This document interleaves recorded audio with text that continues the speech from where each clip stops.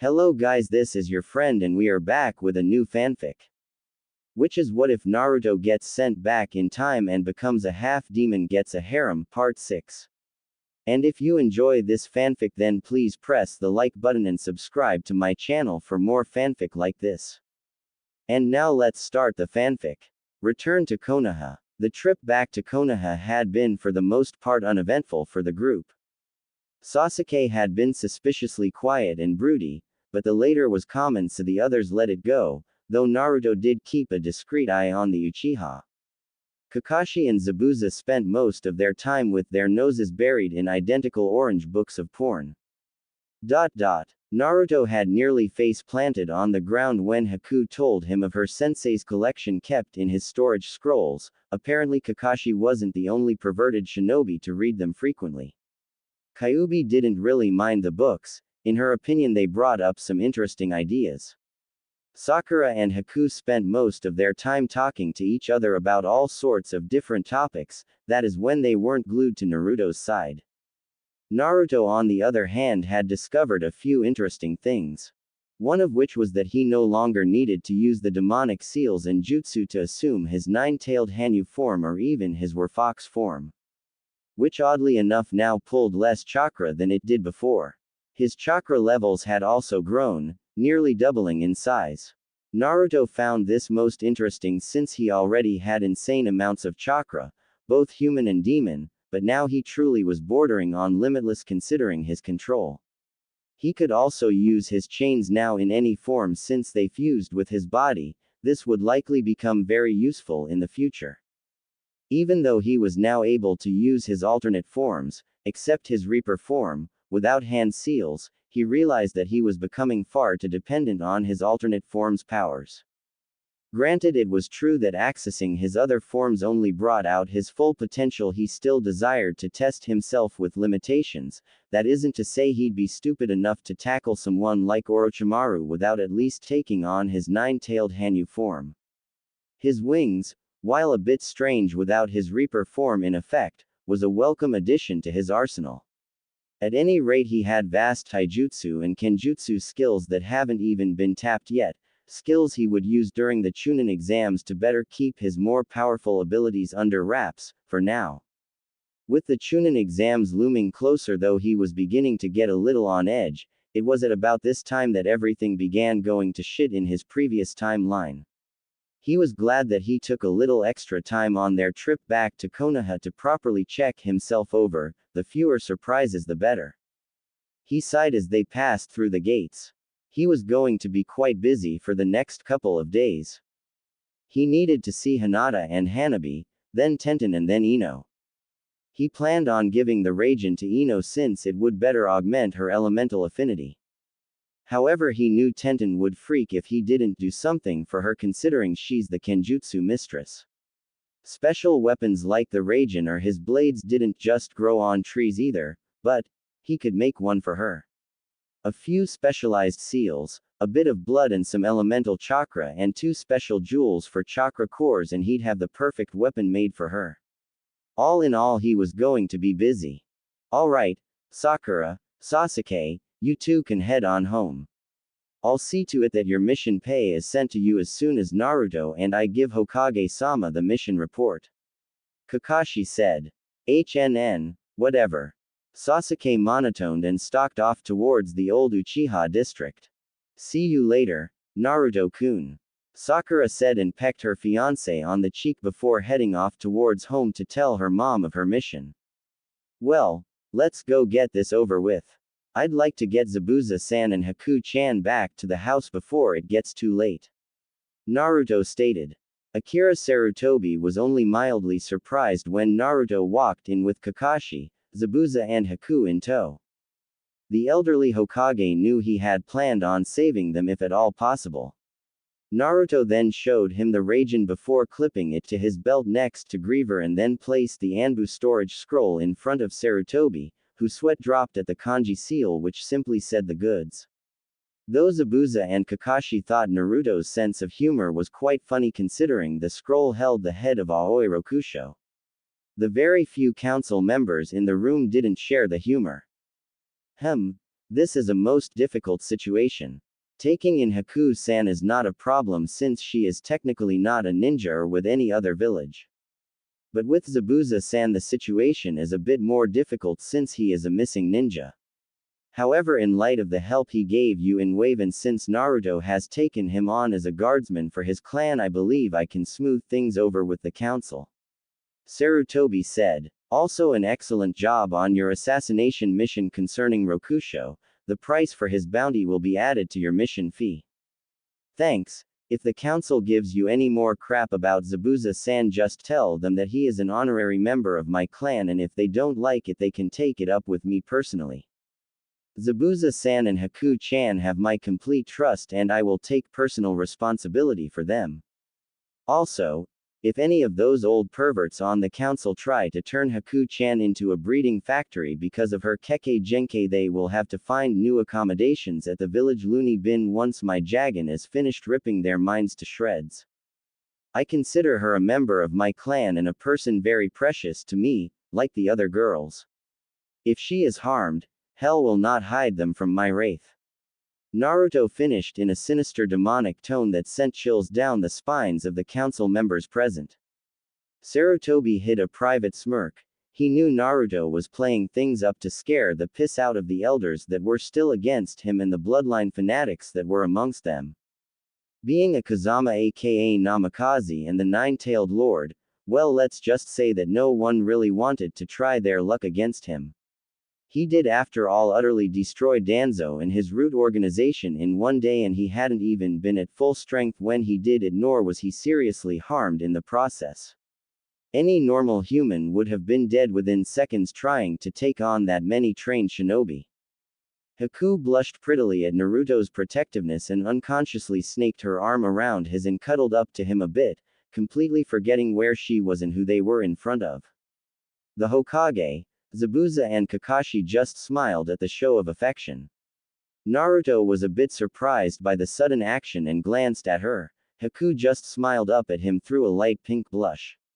He gave her his second trademark, a lopsided smile that was nearly as much a lady killer as his foxy grin usually was. Hey, guess she really does have a thing for me. I'd be a damn fool to pass her up too. She's a wonderful young woman, beautiful inside and out. Guess I have a new clan member, or will have when I'm physically old enough to marry. Naruto thought, bemused. Haku felt Naruto give her arm a gentle squeeze and his smile told her what she had been yearning for. He was accepting her. What he had said wasn't just to protect her, he cared for her and truly considered a member of his clan. I will see to it that Haku-san is left alone by the more radical members of the council. I promise you that, Naruto-kun. Sarutobi then got a slightly demented grin on his features, which made the other shinobi a tad nervous. Might I ask if you are considering a marriage with her as well? Haku flushed brightly. Naruto did as well, but to a much lighter extent. Kakashi let out a slightly perverted giggle and Zabuza had to choke back a gruff ha at the sudden panicked look on the young Hanyu's face. Not often you got to see someone pull that kind of reaction out of Naruto, these days anyway. Well, if that is what she wishes. I would like to marry her in a few years.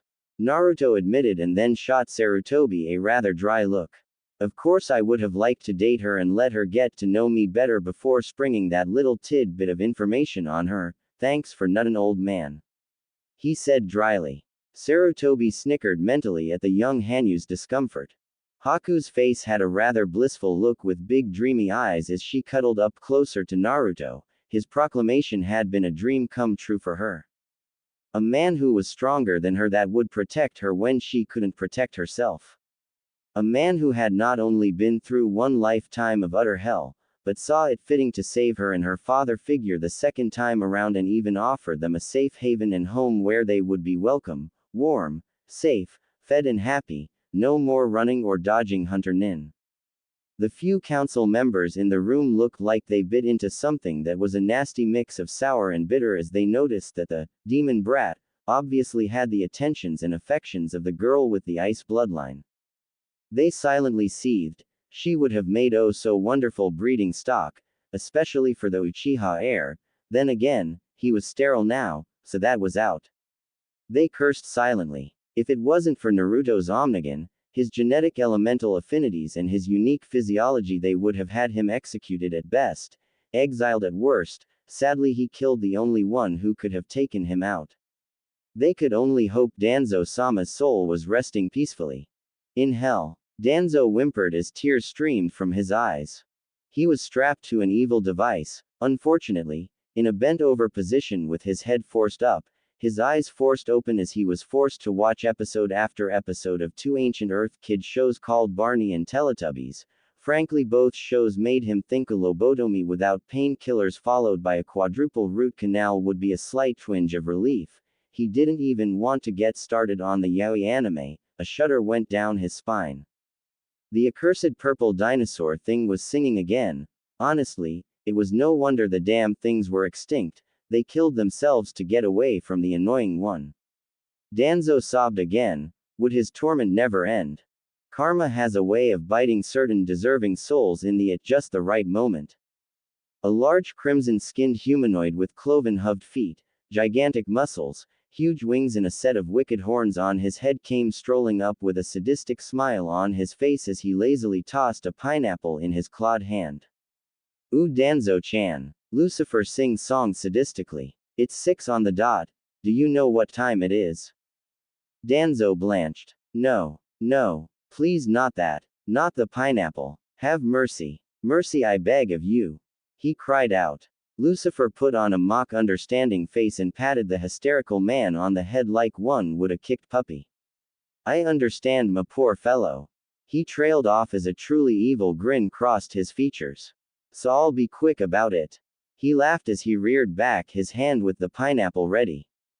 Exclamation mark. Outside, 3 men chained to a boiling lava pool winced in slight sympathy. I think they're the luckier ones. Adolf Hitler grimaced. George Bush Jr. nodded sagely. That's true. Better to boil in lava than be forced to watch those abominations and get a pineapple up the every hour. I swear that boy screams any higher though, we'll all go deaf. HNN. Attila the Hun grunted as he proceeded to pick his nose.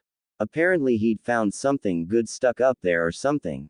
The other 2 sweat dropped. Hell was an interesting if not strange place.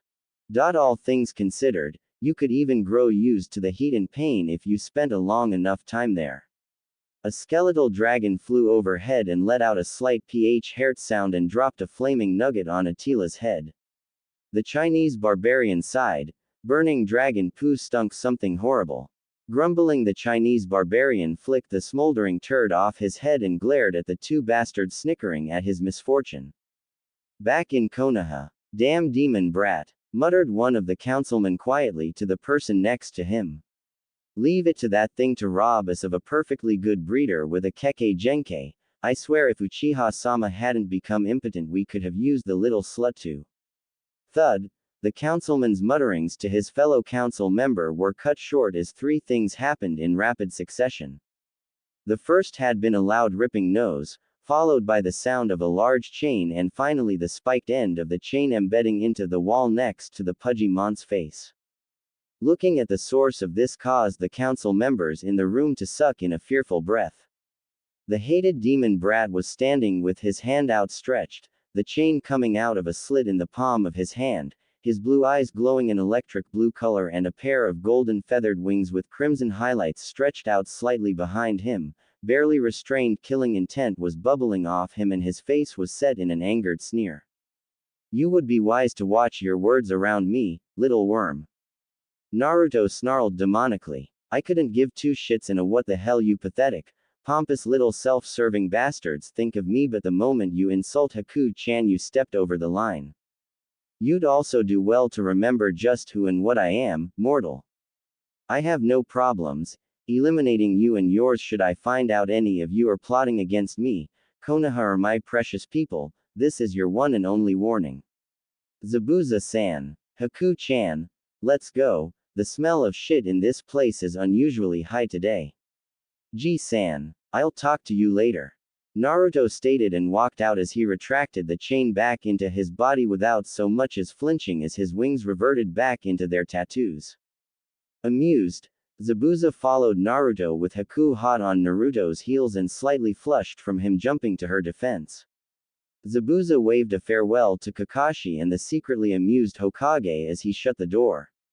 The only other noise heard in the silent room was the sound of the rotund councilman voiding his bowels and a slight perverted giggle from Kakashi, who was still reading his favorite book. Sarutobi scrunched his face at the sudden pungent stench that filled the room. Naruto-kun seems to be correct. The smell of shit in here is most unpleasant today. Council members, you are dismissed, he said, shooing them off like unwanted pests. It didn't take Naruto long to get Zabuza and Haku back to his clan compound. Both were seemingly awed by the size of the home, though it wasn't nearly as large as the Hyuga compound. Zabuza took one of the guest rooms for his own. It was a modest room but large enough to be comfortable and have a small space to lounge in. It was even furnished for him, a sweet deal to him considering some of the places he'd been forced into in the past. Haku found a room in the same area as the other girls' rooms. It was in the rear portion of the first floor and connected to both Naruto's private onsen as well as the hot spring outside, which had plenty of hedges protecting the area against peepers. This area was reserved to clan members and/or immediate family or spouses. All of the rooms were decently sized with restroom at the end of the hall.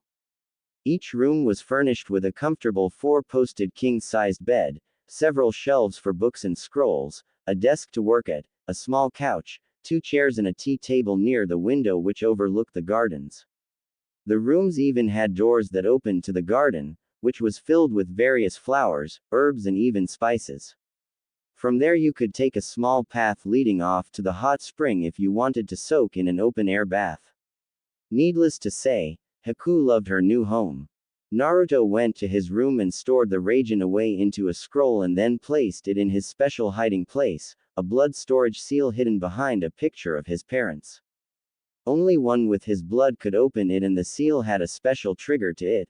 The blood had to be fresh, any older than a minute and the chakra node would reject the person trying to unseal what was hidden in it. Once he got Tenten's weapon done, he'd be able to give Ino the Raijin. For Tenten he figured something unique would work well and she was pretty slick with a halberd. He had all the items needed to upgrade a simple halberd into a lava halberd, though it was going to take him a while to make more core crystals since it would need 2, one for earth, the other for fire. Making them was simple, just time consuming. All it required was a pure crystal, which could be bought in most jewelry shops, and then one had to pump in a small amount of element-based chakra every day for 6 months' time after a few seals had been placed to form a core within the crystal and a replenishing seal which would make the crystals replenish their chakra from both the user and any spare chakra in the area. Thankfully he could set it so the drain on Tenten would be minimal. A few more seal runes in kanji after that would grant the user control of the weapon and its special abilities. Unlike the Raijin though, this weapon was going to be attuned to Tenten via her own blood so only she could use it. Thinking on it, he decided that a couple of special absorption seals would be good for it too, allow it to eat and assimilate any fire, earth or magma jutsu sent at it, that would keep a decent charge in it and she could always send said jutsu back at its source. He idly wondered if he could apply the same seals to the Raijin to upgrade it as well. Perhaps he'd check into that, make the weapon more personalized. After Haku and Zabuza got settled in and Kyuubi decided to go take a nap, Naruto decided on going to his first stop. The Hyuga compound. That is, once he got into more civilian attire. Simple black pants with orange fire on the bottoms, black hiking boots and a black tank top. His gloves, gauntlets, combat boots, trench coat and other things were left in his room. Only his belt with his 2 swords and utility pouches went with him, not that he really needed them. Since Sarutobi had put Naruto on the spot earlier and made him confess he wouldn't mind marrying Haku in the future and since she seemed so happy with the idea, Naruto stopped by the jewelry shop once again. Somehow the man once again had something just perfect for the occasion. A platinum ring with a snowflake carved out of some kind of prism-like gem or crystal. He purchased it using some of his mission money, placed it in a protective pouch and put it in his valuables pouch on his belt. It didn't take him too long to arrive at the Hyuga compound. After greeting the guards he went in and began heading towards the gardens, knowing that was where Hinata enjoyed spending her time. Hanabi would be there as well, most likely. As he walked into the garden he found both Hinata and Hanabi training. To his surprise, Hanabi had also gotten herself a pair of tonfa and Hinata was helping her train with them. Hinata also had a new outfit on. Tight black pants with her usual ninja sandals. A lavender tank top on under a new dark purple GI top with a special black cloth belt that could holster her tonfa. On the back of the GI top was the Hyuga flame symbol with a dragon in the Uzumaki spiral. Naruto approved of the design. Hanabi was wearing a similar outfit but in blues and shorts instead of long Anbu-style pants. From what he could see, Hinata had gotten quite good with the tonfa. Perhaps she had a natural affinity for them. He also noticed that both girls could easily mix their Jiyuken style into it, making it a specialized Kenjutsu style. Naruto had taught Hinata his variation of the Jiyuken that he mixes with his taijutsu styles. He had found learning more than one helped since you could keep your opponent guessing. So she was now well versed in nerve clusters, pressure points and the chakra scalpel. That added to her Byakugan's ability to see chakra coils and tenketsu points made her just as dangerous as Naruto could be, just not quite as fast, yet. Good afternoon, Naruto-san, how was your mission? Hiyashi asked pleasantly as he walked up to watch his daughters spar. Naruto gave his future father-in-law a bow. Good to see you well, Hiyashi Dono. As for the mission, both were successful and the region has been reclaimed and is now in my care. Aoi Rokusho has been terminated and Wave was liberated from its oppressors. Though the unexpected interference of demons did complicate matters a bit, but it wasn't anything I couldn't handle. Hiyashi arched an eyebrow. My, sounds like a very eventful C-rank mission you had there. That added to the A rank you already had as well must have kept you fairly busy. That's putting it mildly. Naruto chuckled. Just check with G-san later. He'll let you read the report I made since I have you on my trusted people list and my advisors list. By the way, how did you Elder Council take the information and the new seal I presented? Hiyashi frowned. Not well, I'm afraid. They are angry because my daughters are now out of their grasp and they fear you. They still believe you are what you once jailed and refused to believe the explanation that Kyuubi was forced into the attack.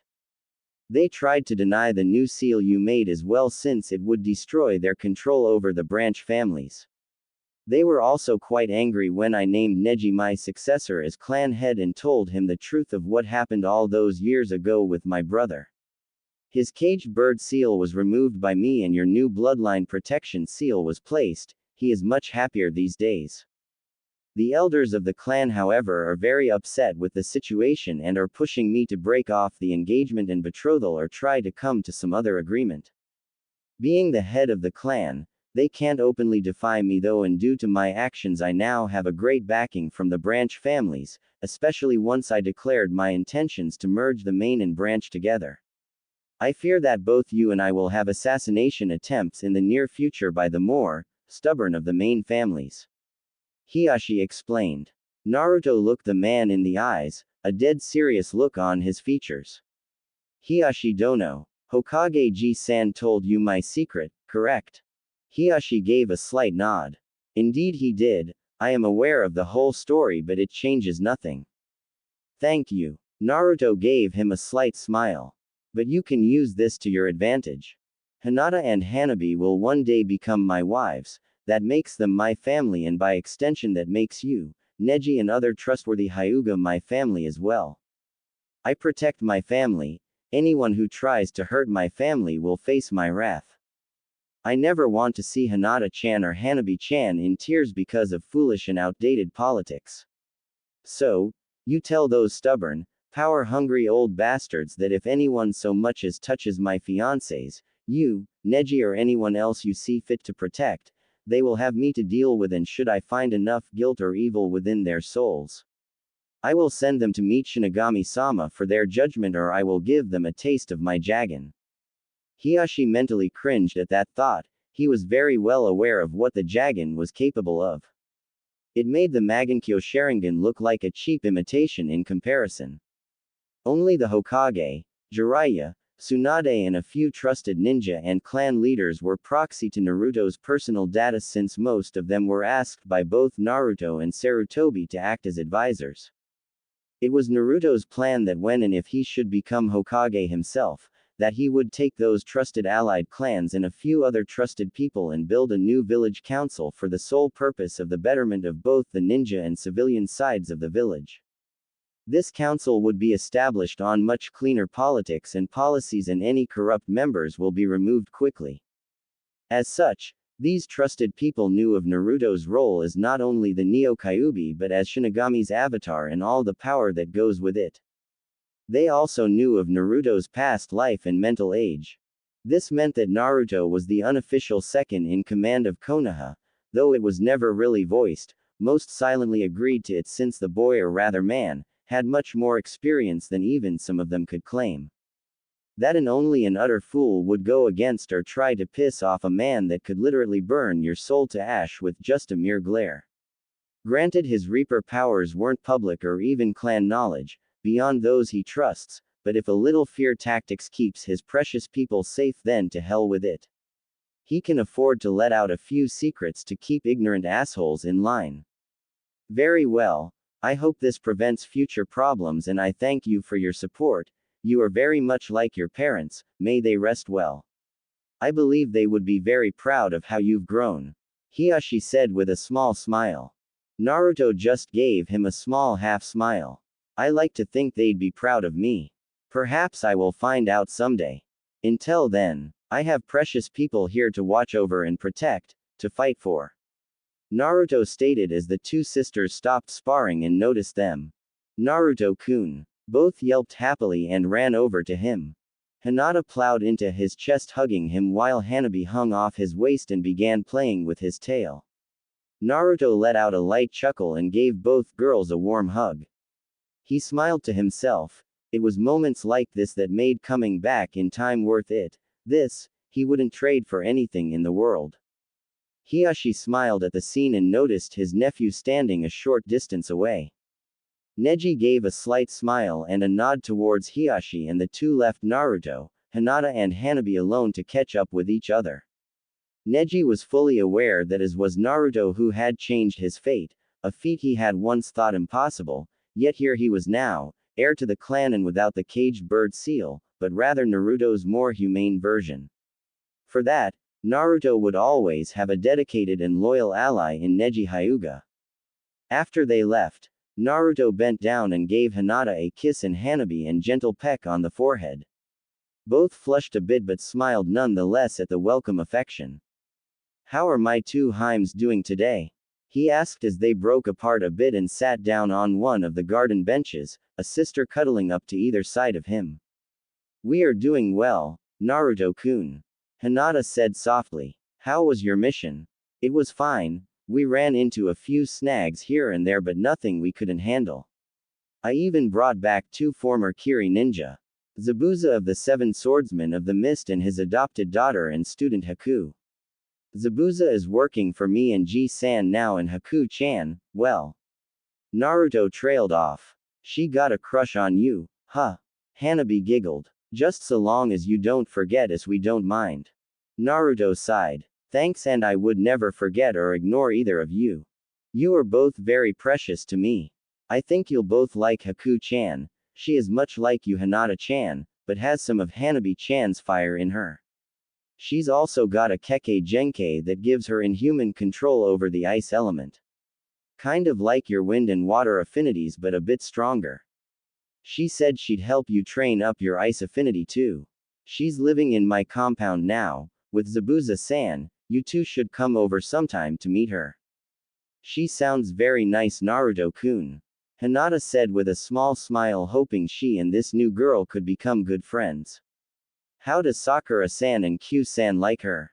Naruto chuckled. Let's just say I think that both of them help her along with her crush. Did anything interesting happen while I was gone? Not really, but I don't get out of the compound much anyways, unless I'm going to your place. Hanabi pouted. I had a few simple C-rank missions with my team and Kurenai-sensei is helping me get better with my tonfa, though she said I was a natural with them. We were also told that the Chunin exams will be taking place here in Konoha this time and Kurenai-sensei wants us to take part in it. I think they are in about 2 weeks.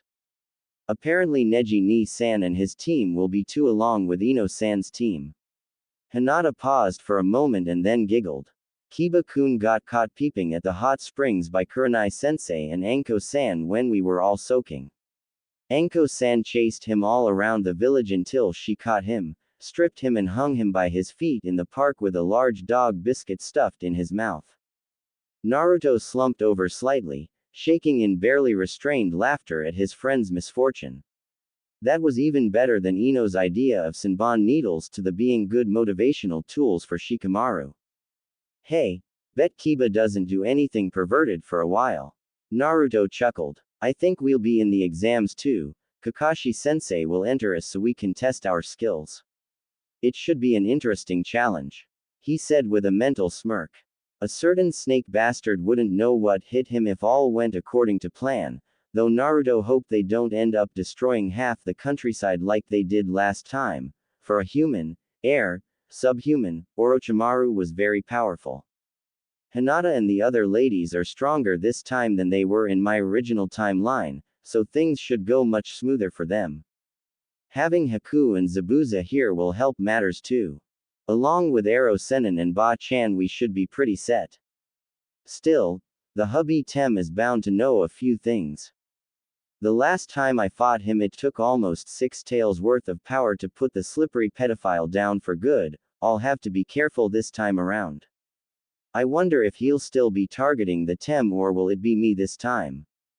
Perhaps both. At any rate I'll have to be cautious. I'm not sure I'll be able to kill the snake in the forest since he has a habit of using those damn mud clones of his. I'll either have to wait until the invasion or sometime after, depending on how things go. Hey, I wonder if I should have pretended to be my younger self and let things happen as they normally would have sometimes, but this is so much more entertaining. Naruto thought as a flash of bloodlust filled his eyes. I'm going to enjoy killing that bastard. I will show you, Orochimaru, what true fear and terror is before I destroy you and send your soul to Shinigami-sama. Yuto-kun, what are you thinking of? You seem lost in thought. Hanabi asked curiously. The slight glint of bloodlust faded from his eyes and he smiled down at his betrothed, kindness once again residing in his feral icy blue orbs. Just about the challenges ahead, Hanabi-chan. Now then, since we seem to have a free afternoon, would you ladies like to have some lunch? I could fix your favorite sashimi again with some cinnamon buns. He offered. It'll give you two the chance to meet Haku-chan as well. That sounds wonderful, Naruto-kun. Hinata smiled while her sister nodded. Both girls ate his cooking any chance they got. The luncheon visit went off without a hitch. Naruto was pretty surprised at how quickly Hinata and Hanabi warmed up to Haku. All three showed signs of becoming very good friends. After the Hyuga sisters left, Naruto offered Haku the ring he got her and the proposal. Needless to say she was ecstatic. At first she had let out a few happy tears and then tried to pry out his poor tonsils via her tongue, until Zabuza walked in and let out a Kakashi-like perverted giggle, only to have a Senbon launched at his manhood for the interruption. Naruto had laughed. He'd never seen Zabuza sweat bullets like that before or take off in such a fast run. After that he took Raijin and went to his study lab to begin work. Upon closer inspection he discovered that he could indeed add seals to the blade to make it more personalized to Ino. He would need to use a combination of ancient Celtic runes and modern kanji calligraphy to accomplish this, but that and a bit of chakra would ensure it worked out. He also fetched a halberd from his armory. The weapon more resembled a sword-spear type of weapon. It had a long ironwood handle, wrapped in black leather for grip, and the blade resembled an ancient Arabic sword known as a scimitar, At the base where the blade met the handle was a large axe-like blade on one side and a long spike on the other. After fusing the two different element chakra crystal cores on either side of the blade and then placing a runic bridge seal, a fusion seal, an indestructible seal, a recognition seal and a chakra absorption seal with external and internal absorption nodes, the weapon was nearly completed. He just needed to let the seals and chakra finish combining and fusing together before giving it to Tenten and having her add some blood to the blade, which would then ensure only she could use it, as the blood recognition seal only worked with the first blood to touch it, after that it locked in place. Seal work on the Raijin went much faster since most of the work was already done for him. Still, working on both weapons had drained about a quarter of his chakra reserves, and putting seals on anything was tedious. Thankfully, it didn't take too long for the weapons seals to finalize and begin working. Naruto dubbed the new halberd, Ifrit, named after a legendary guardian beast that was lord over magma and was said to sleep deep within a volcano within the lava flows of ancient earth. Each element and sub-element had its own guardian beast. Once, millennia ago, there was even a special summon contract for the guardian beasts. But their powers were abused, so they withdrew the contract, hid it somewhere in the mortal realm and departed for their domain in the realm of summons. Their king was a massive dragon called Bahamut that was the guardian of the void element. It was said that one attack from Bahamut could slay even a Biju in a single blow, leaving behind nothing but a rippling void of space. It was also believed that Naruto's Zanbato, Requiem, was forged from one of Bahamut's spines, a gift given to the unnamed demon and angel artisans that forged and crafted the blade. But that was merely legend and no one knew if it was true, not even Naruto, Q or Shinigami. After everything was finished, Naruto grabbed a storage scroll and placed both Ifrit and Raijin in the scroll. It was late now, so he would go and give the two ladies his gifts the next day. He had much to prepare for. He planned on stepping up his ladies' training for the Chunin exams as well as a few special preparations he had to make. Sasuke Uchiha gasped in pain as he got up from the ground, his hand covering the gift his new master had given him. Said master stood in the shadows, his yellow eyes glinting in the darkness. Sasuke could feel the new power flowing through him, repairing the damages done to him by his Onidobi teammate. The Uchiha smirked darkly as he channeled his new, purple chakra into his eyes. His eyes turned crimson, each with 3 comma-shaped tomo in them. It was the Sharingan. Kukukukuku, my seal has awakened the powers sleeping within your blood, Sasuke-kun. For this gift, you will agree to follow me? The man asked silkily. Yes, with this power. I can finally destroy them, the Dobi and him. I will follow you, Orochimaru-sama, and gain the power you promised. For this power, I sell my soul to you. So long as I get my vengeance, nothing else matters. Sasuke said with a dark grin. Excellent, Sasuke-kun. Orochimaru purred sinisterly. And vengeance you shall have, but remember our deal. You can humiliate the Hanyu and keep its horrors for your own pleasures. But it is mine. It has powers I wish to extract from it and make ours, but first it must be broken and made to submit to us. So until it is time, you will do as you would normally. Just remember to keep your seal well hidden. I will leave this jutsu scroll here for you to study. Once you are finished, speak to our mutual friend for more. I will be leaving for a while. Train hard until then, Sasuke-kun, and hide your secrets well. The snake Sanin said and melted into the floor. Sasuke grabbed the scroll and chuckled darkly, his pupils slitting for a second as his retina turned purple. Soon, Dobi, very soon you and everyone else who had ever crossed my might will fall at my feet. I will enjoy watching you suffer as I slowly destroy your happiness and grind it in your face. Soon there will be no need for this pathetic village, they will all bow to me or fall to my power. Sasuke ranted as a sickly aura of lurid black and purple chakra covered him. The Uchiha walked off into the darkness of his compound to study the jutsu scroll his new master left for him, unaware that said man was still watching him from the shadows. Kukukukuku, that is right, my little puppet, my vessel, Dance from the strings I hold and deliver to me the prizes I desire. The power you and the fox brat will bring me will make me the most powerful being on the planet. My ambitions will finally come true. I will master all this world's jutsu and then I will gain the jutsu of other realms with the combined powers of the Mimic's Sharingan and the Kitsune's Omnigan and Reaper's Jagan. It is only a matter of time, kuku. Orochimaru let an insane and bloodthirsty grin cross his inhuman features as he melted into the shadows. Why settle for the power of mere humans, when the powers of demons and devils was so much more delicious? Chunin exams, preparations. Naruto yawned as he woke up. The previous night there had been a thunderstorm. For some reason he always slept a bit deeper when there was one. He didn't really know why, but he found storms to be very relaxing. Blearily he looked at his surroundings. On his stomach, curled in a little ball of fur was his first mate, Q. Now this confused him. While it wasn't unusual for Q to sleep with him, since they mated she did so every night, but it was odd to see her do so in her fox form. The other bit of confusion assaulting his sleep-addled mind was the fact he felt a warm body pressed up against him. Lazily he glanced over and came face to face with the cute sight of a slumbering Haku who was curled around his arm and using his shoulder for a pillow. Now in the past his instincts would have been to freak out, but he had grown more used to situations like this since it wasn't uncommon for one of the other ladies in his life to come over really early in the morning and cuddle up next to him. Tenten did it frequently. This wouldn't be too much of a problem except twice she had done it sans clothes and had a habit of play with his morning wood in her sleep. At least he thought she was asleep. Still, those early morning nosebleeds sucked.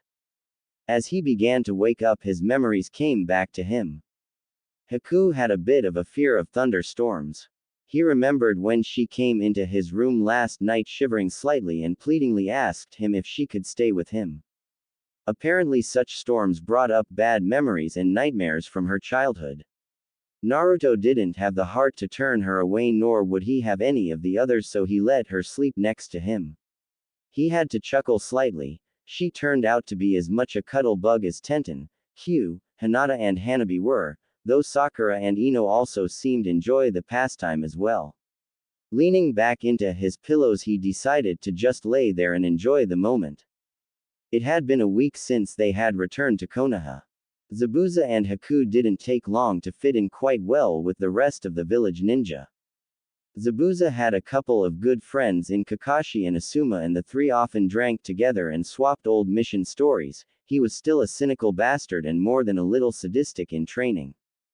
Haku got along famously with all the other girls, especially Sakura, Hinata and Hanabi. Ino helped her get some clothes, with a healthy contribution from Naruto's personal account, so she now had a full wardrobe and had been utterly shocked as to how rich Naruto truly was.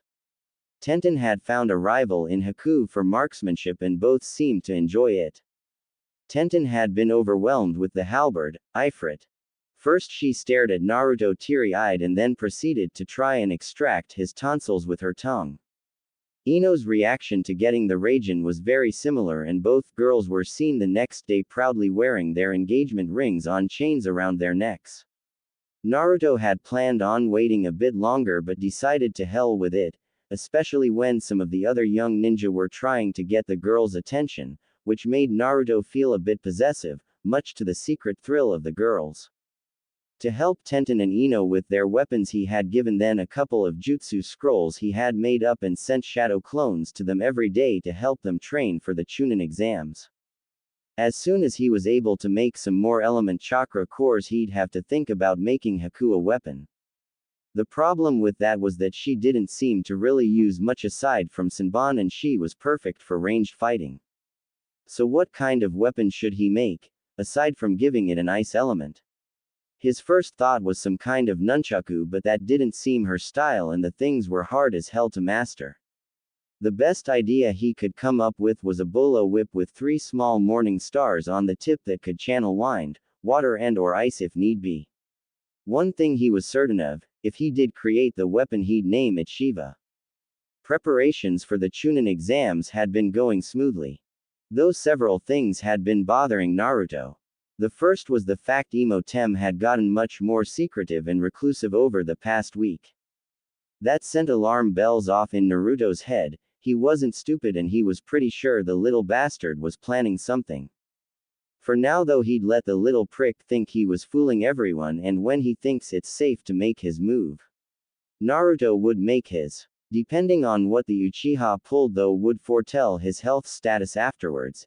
If he tried something against one of his fiancées, he wouldn't make it out of the forest alive. Naruto was tired of dealing with the arrogant prick. To help Sarutobi better defend himself, on the off chance Orochimaru either didn't show in the forest or got away from Naruto, he gave the old man a Hiraishin kunai to summon him if needed, some special seal tags to give his kunai some added punch, and a special set of 3 double-ended kunai with seals on them for disruption and destruction on them. They would destroy anything summoned by the impure world resurrection jutsu. Naruto had created them in his previous timeline as a counter to the jutsu. Unfortunately, it got tested when the snake summoned his mother, father and Sarutobi to fight him in Oto. It was one of the main reasons Oto was wiped off the map the last time. Since then Naruto had kept a small set of them on him at all time with his Hiraishin kunai, just in case of emergencies. Haku stirred next to him, letting out a sleepy moan. "Good morning, Haku-chan. Did you sleep well last night?" Naruto asked with a small smile. She cuddled up to him a bit more, a small blush on her cheeks. "Why yes, Naruto-kun, thank you for letting me sleep here," she answered a bit shyly. Naruto gave her a light chuckle and a quick peck on the lips before getting up from bed. Q, not wanting to be left out, returned to human form and got her morning kiss before Naruto went to the shower to get ready for the day, leaving 2 happy females behind. Dressed once again in his full shinobi gear of a black trench coat, boots, mesh tank top and black cargo pants, Naruto began his trek toward the Hokage tower. He still had some time before he needed to be there, so he was taking his time walking while running over plans and whatnot in his mind. As he was doing this, he passed a familiar dango stand, in which a familiar purple hair special Chunin poked her head out and grinned when she spotted him. "Foxy-kun," came a loud excited squeal. Naruto looked up confused. "Wah, oomph," and was promptly bowled over by a hyperactive snake mistress. Most of the people about were silently amused with the whole situation. Kakashi, Kurenai, Zabuza and Asuma watched the whole thing from the dango stand, highly amused. It was no secret that one Anko Mitarashi had gained a huge crush on her savior, the man that freed her from Orochimaru's cursed seal. Nor was it a secret that Ino and Tenten had told her to go for it and that they approved of her, which would mean the other girls would too. Naruto found himself looking into the mischievously sparkling brown eyes of Anko Mitarashi as she pinned him to the ground after nailing him with a flying tackle, which he was sure she learned from Tenten, who did the same thing. He was glad to note that she seemed to be in much higher spirits now that the blasted cursed seal the hubby Tem forced upon her was gone. He did flush slightly when he noticed their position and even noticed that Anko seemed to be blushing a bit also. "Hi, Anko-chan, how are you doing?" Naruto asked lamely. "You're so cute when you get flustered." Anko purred. "I never got to properly thank you for what you did for me," she said softly in his ear. "Huh, you mean removing the cursed seal? That was no bye, MMPH. Naruto was cut off as Anko planted an Ica Paradise class lip lock on him. "Anko-chan likes me too." Naruto thought, a bit surprised. "Oh well, I suppose there are worse things, and she is nice once you get past her quirks. Q-chan is going to have a field day with this one." Naruto had long since resigned himself to the fact that whether he liked it or not, he attracted females, especially those that were in need of someone like him. He remembered Anko from a few missions in his previous timeline. Once you got past her mask, she was really a nice if not lonely young woman who needed someone in her life to help ease her pain. Naruto honestly had no problems with that, and he did enjoy their bantering and flirting matches. He also knew she would be good for his other ladies. Anko moaned a bit and practically melted on the spot when Naruto returned her kiss. She had honestly thought it was going to freak him out but had to do it just once, if for nothing more than to let him know how much she appreciated what he did for her. Anko-chan. Naruto whispered in her ear. I wasn't aware that you felt this way, but if you truly want to try a relationship with me, I am willing to try so long as my other ladies agree to it. Even if they don't, I will be your friend and help ease your pain. It was softly spoken and no one other than Anko, Kurenai, Asuma, Kakashi and Zabuza heard it. Anko looked at the young man as he gingerly lifted them up to a standing position, her usual playful mask falling to show her genuine feelings. Kurenai had a few tears in her eyes. Naruto would be good for her friend, he would care for her.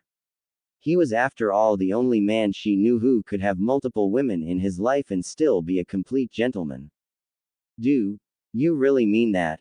Anko asked softly. Naruto gave her his customary foxy grin. I wouldn't have said it if I didn't. Two of your ladies, Ino-chan and Tenten-chan, they told me to go for it, that they approved of me. It was the first time someone other than Kurenai-chan or Hokage-sama has ever approved of me, so I hope that. She trailed off, not used to have these sorts of emotions going through her. I understand. Why don't you go talk to the others? I believe they are at my home having lunch. I have an appointment with the Hokage right now, but I'll be back later. I'll see you all then and we can talk things over. He said. Anko nodded and gave him another kiss, a bit more innocent and shy than the first. She smiled at him and dashed off towards his compound. That was a real nice thing you did for her, kiddo. Asuma said, walking up with Kurenai. Naruto shrugged. Everyone deserves a chance at happiness. If I am what she wants, who am I to deny her that chance? Besides, we have similar pasts, we can understand each other and help the other's pain, and that's all that really matters in the end. Kurenai bowed. Thank you, Naruto-san, she truly does have feelings for you. Thank you for giving her this chance. Naruto just smiled. Think nothing of it, Kurenai-sensei. I promise you that I will watch over and protect her. I need to go now, I have an appointment to keep. Naruto said and vanished once again in a swirl of fire. Asuma shook his head. I sometimes wonder just what this village did to deserve him. By all rights he could have razed this place to the ground and no one could stop him, most deserve it for the way he was treated. Yet he comes back from that hell he called a future to give us all a second chance. He truly is an amazing young man. That he is. Kurenai agreed. And I for one am glad he came back and chose to forgive rather than seek revenge. This village is much better off now that he is here and the girls he's with. Hinata especially, they are all so happy. I have no doubt in my mind that that bleak future we saw in the memory jutsu will cease to exist thanks to Naruto. Naruto appeared in the Hokage's office via his usual fire shunshin.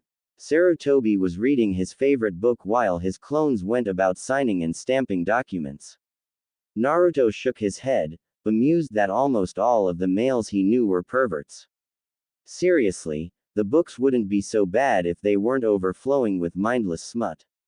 That said, the plot lines between the smut weren't so bad. Seriously, are all the adults around here perverts and weirdas? Oh well, at least nothing freaky like guy reading Ika Paradise has happened. I shudder to think of Uber Bushy Brow's reaction. Naruto thought with a slight shudder. On the other side of Konoha, Guy Maeda, the beautiful green beast, at least in his own mind, of Konoha let out a loud sneeze. Bless you, Guy-sensei. Lee said excitedly. Why thank you, Lee. My flames of youth must be so strong today that someone is speaking of me. Guy said happily. Of course. Your flames of youth always shine brightly, Guy-sensei. Lee. Guy-sensei. Lee. Guy-sensei. And cue the man hug and mentally scaring genjutsu. Unfortunately for Neji, he hadn't been paying attention to the situation, so he looked right at them, with his Byakugan activated, and ended up spasming on the ground with foam coming out of his mouth. Tenten groaned to herself and wished her Naruto was here, at least it wouldn't be so bad if he was. There were days she liked her team and thought of them as brothers, then there were days like today where she trying to think of a place to hide the bodies. Naruto and Sarutobi's sweat dropped at the sound of a distant frustrated scream followed by the bellow of, "You Earth," which was of course followed up by two flaming green projectiles impacting into the side of the Hokage monument. "You know, Gigi, I think Tenten-chan just beat your record," Naruto observed dryly. Sarutobi sighed in exasperation. "Well, Guy and Lee do have that effect on people.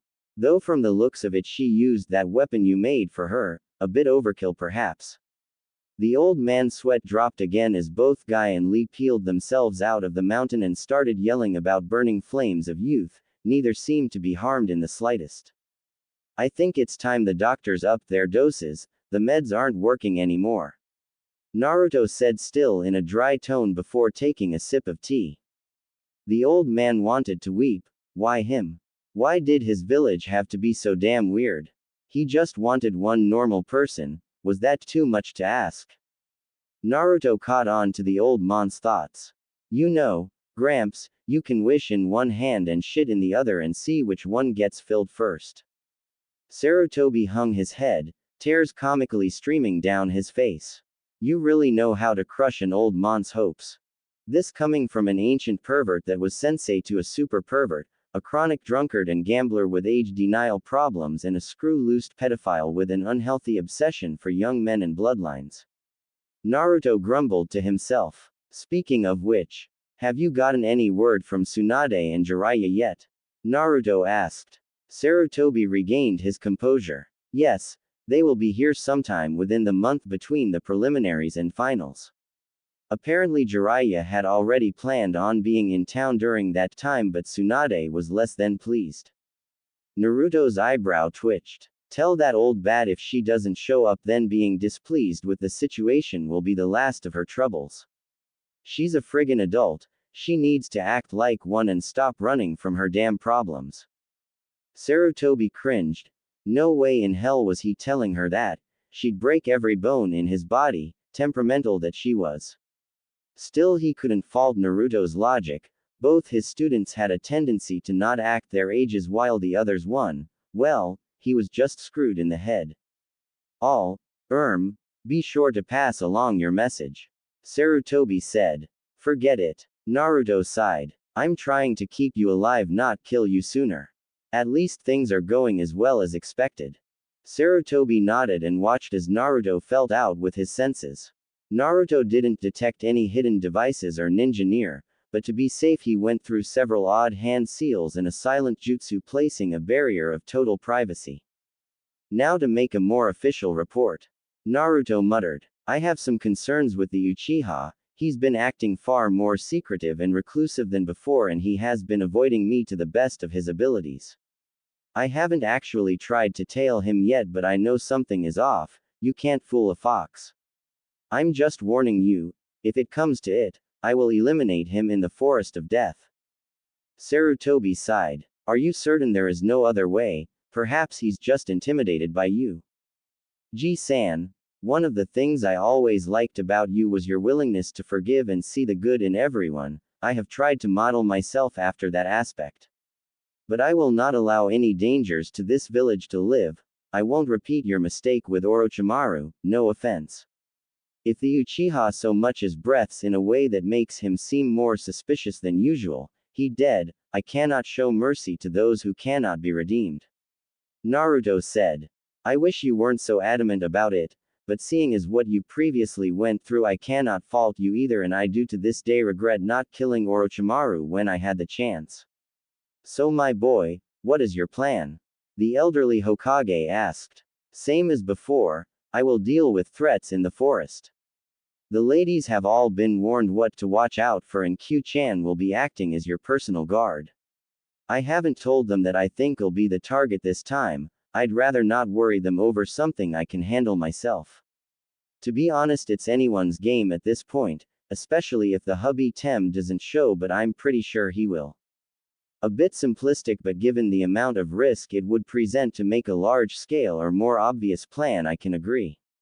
This way Orochimaru will have a false sense of security and come after you on your own terms."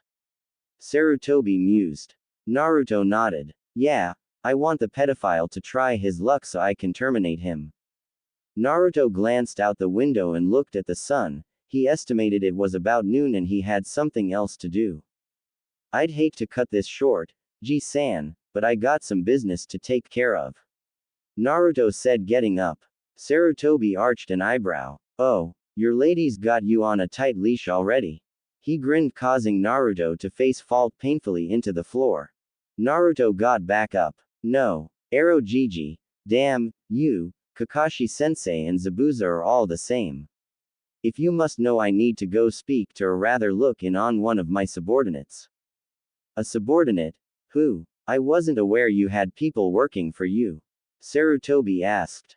Naruto just gave him a feral grin as his eyes flashed crimson for a moment. Ikibi no Shukaku, was his only answer before vanishing. The elderly man shuddered a bit. Sometimes I forget that he's essentially the new Kyuubi. Oh well, where was I? He wondered as he picked back up his wonderful orange book of smutty goodness. Unlike the previous timeline, Naruto didn't have anyone with him as he silently watched Kankuro and Temari from his perch on a nearby building, his trench coat fluttering slightly in the wind. His senses noted that Gaara was close and also watching them but unaware of his own presence. Sure enough, like clockwork, Konohamaru and his two friends Moegi and Udon came running into the alley while playing happily, and just like last time the kid ran into Kankuro. Oi, you little shit, that hurt. Kankuro growled. Temari sighed, irritated at her brother's lack of tact. Stop it, Kankuro, we don't need any trouble. Be quiet, Temari, the only one in trouble around here is the brat.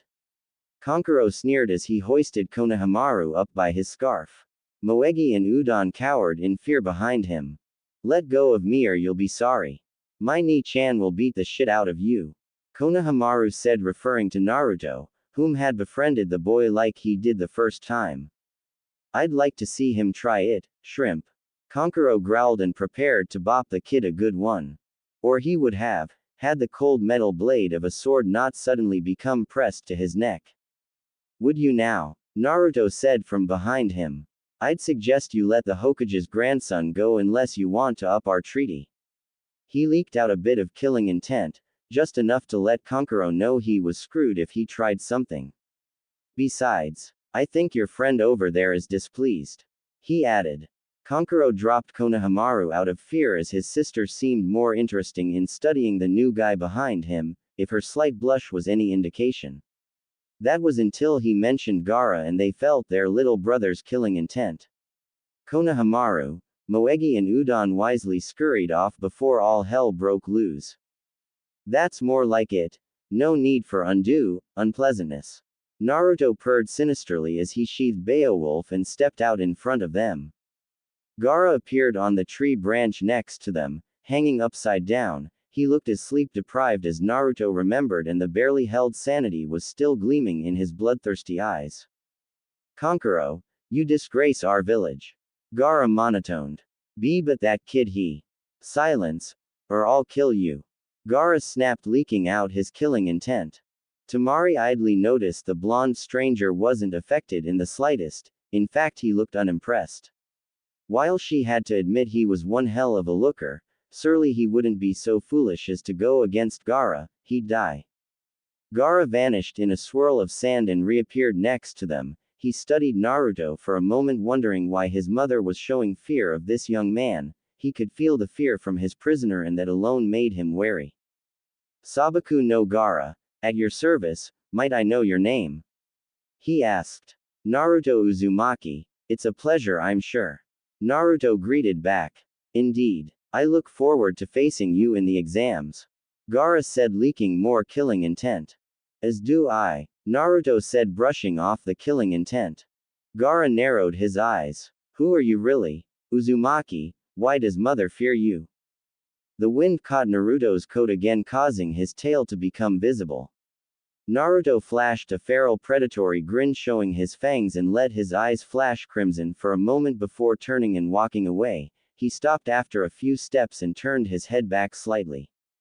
I will see you all at the exams, but be warned, you needlessly kill any Konoha nin, and I'll destroy you.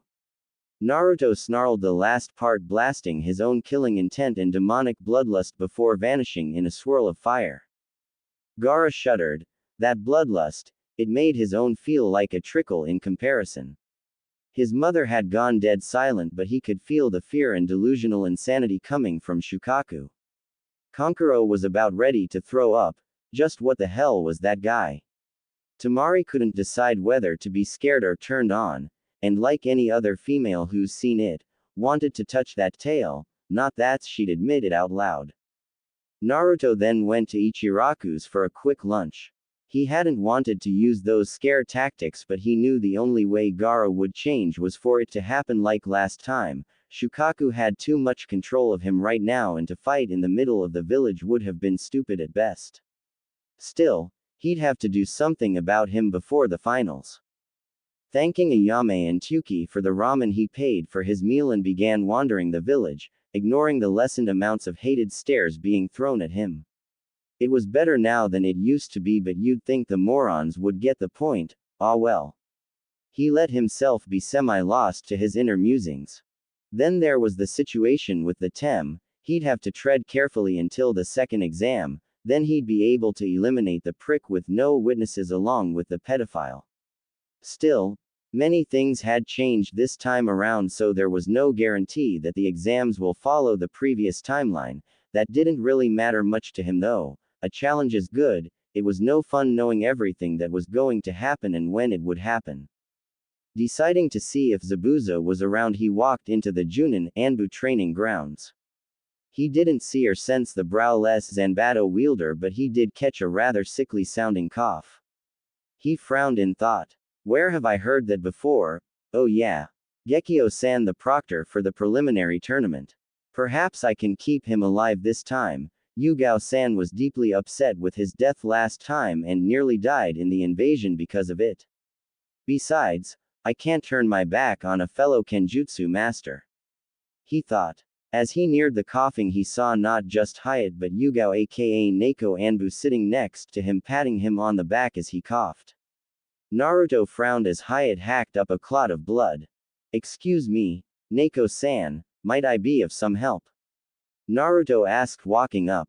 Huh, the Hanyu kid. I wonder if he could help Hayate-kun. Neko wondered. She never had any problems with Naruto as a child. In fact, she had been one of the few who watched over him with Kakashi and Yamato. Yes, please. He is having another bad fit. He has a sickness that came from a poison he was exposed to during the last ninja war. Neko said as Hayate weakly looked up. Iwa, I presume? Naruto asked with a frown. Hayate nodded and hacked again. Omnigan. Naruto intoned. However, this time he noticed something odd about his dujutsu. He could still feel all of its usual visual functions, but now he was seeing things at 360 degrees, and he could see Neko and Hayate's tenketsu points aside from their chakra coils, which was odd since his eyes weren't supposed to have the Byakugan's abilities to see tenketsu or 360 degrees. Somehow they had evolved slightly but remained mostly the same, though he silently vowed that if they gained the Sharingan's copy ability, he'd gouge the bastards out himself. Hayate and Neko watched in awe as the veins on the sides of Naruto's eyes bulged out like the Byakugan's would, but his eyes, retina and whites fused into a solid mass of black before cycling through several colors and stopping on a deep purple-lavender mixture. Both had heard of this dujutsu. Naruto was the first carrier of it, and it was said to rival both Sharingan and Byakugan in just sight abilities alone.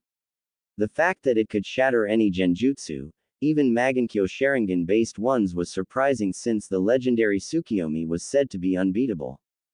Naruto used his new functions in X-ray vision to search through Hayate's body. His body seemed fine until he looked into Hayate's lungs. Naruto let out a slight curse. He knew of this disease. Iwa made it for chemical warfare. It entered the body via either a poisoned weapon or breathed in as a gas. It was essentially a type of lung cancer mutation that slowly and painfully ate away at the victim's lungs if breathed in, or their vital organs if introduced via the bloodstream. The disease actually ate chakra, so any attempts with medical jutsu would only cause it to spread. It also ate on the victim's chakra, making them grow frail and weak. However, the disease had one glaring weakness. Yokai, demonic chakra if used in a healing jutsu would force the disease to do something interesting.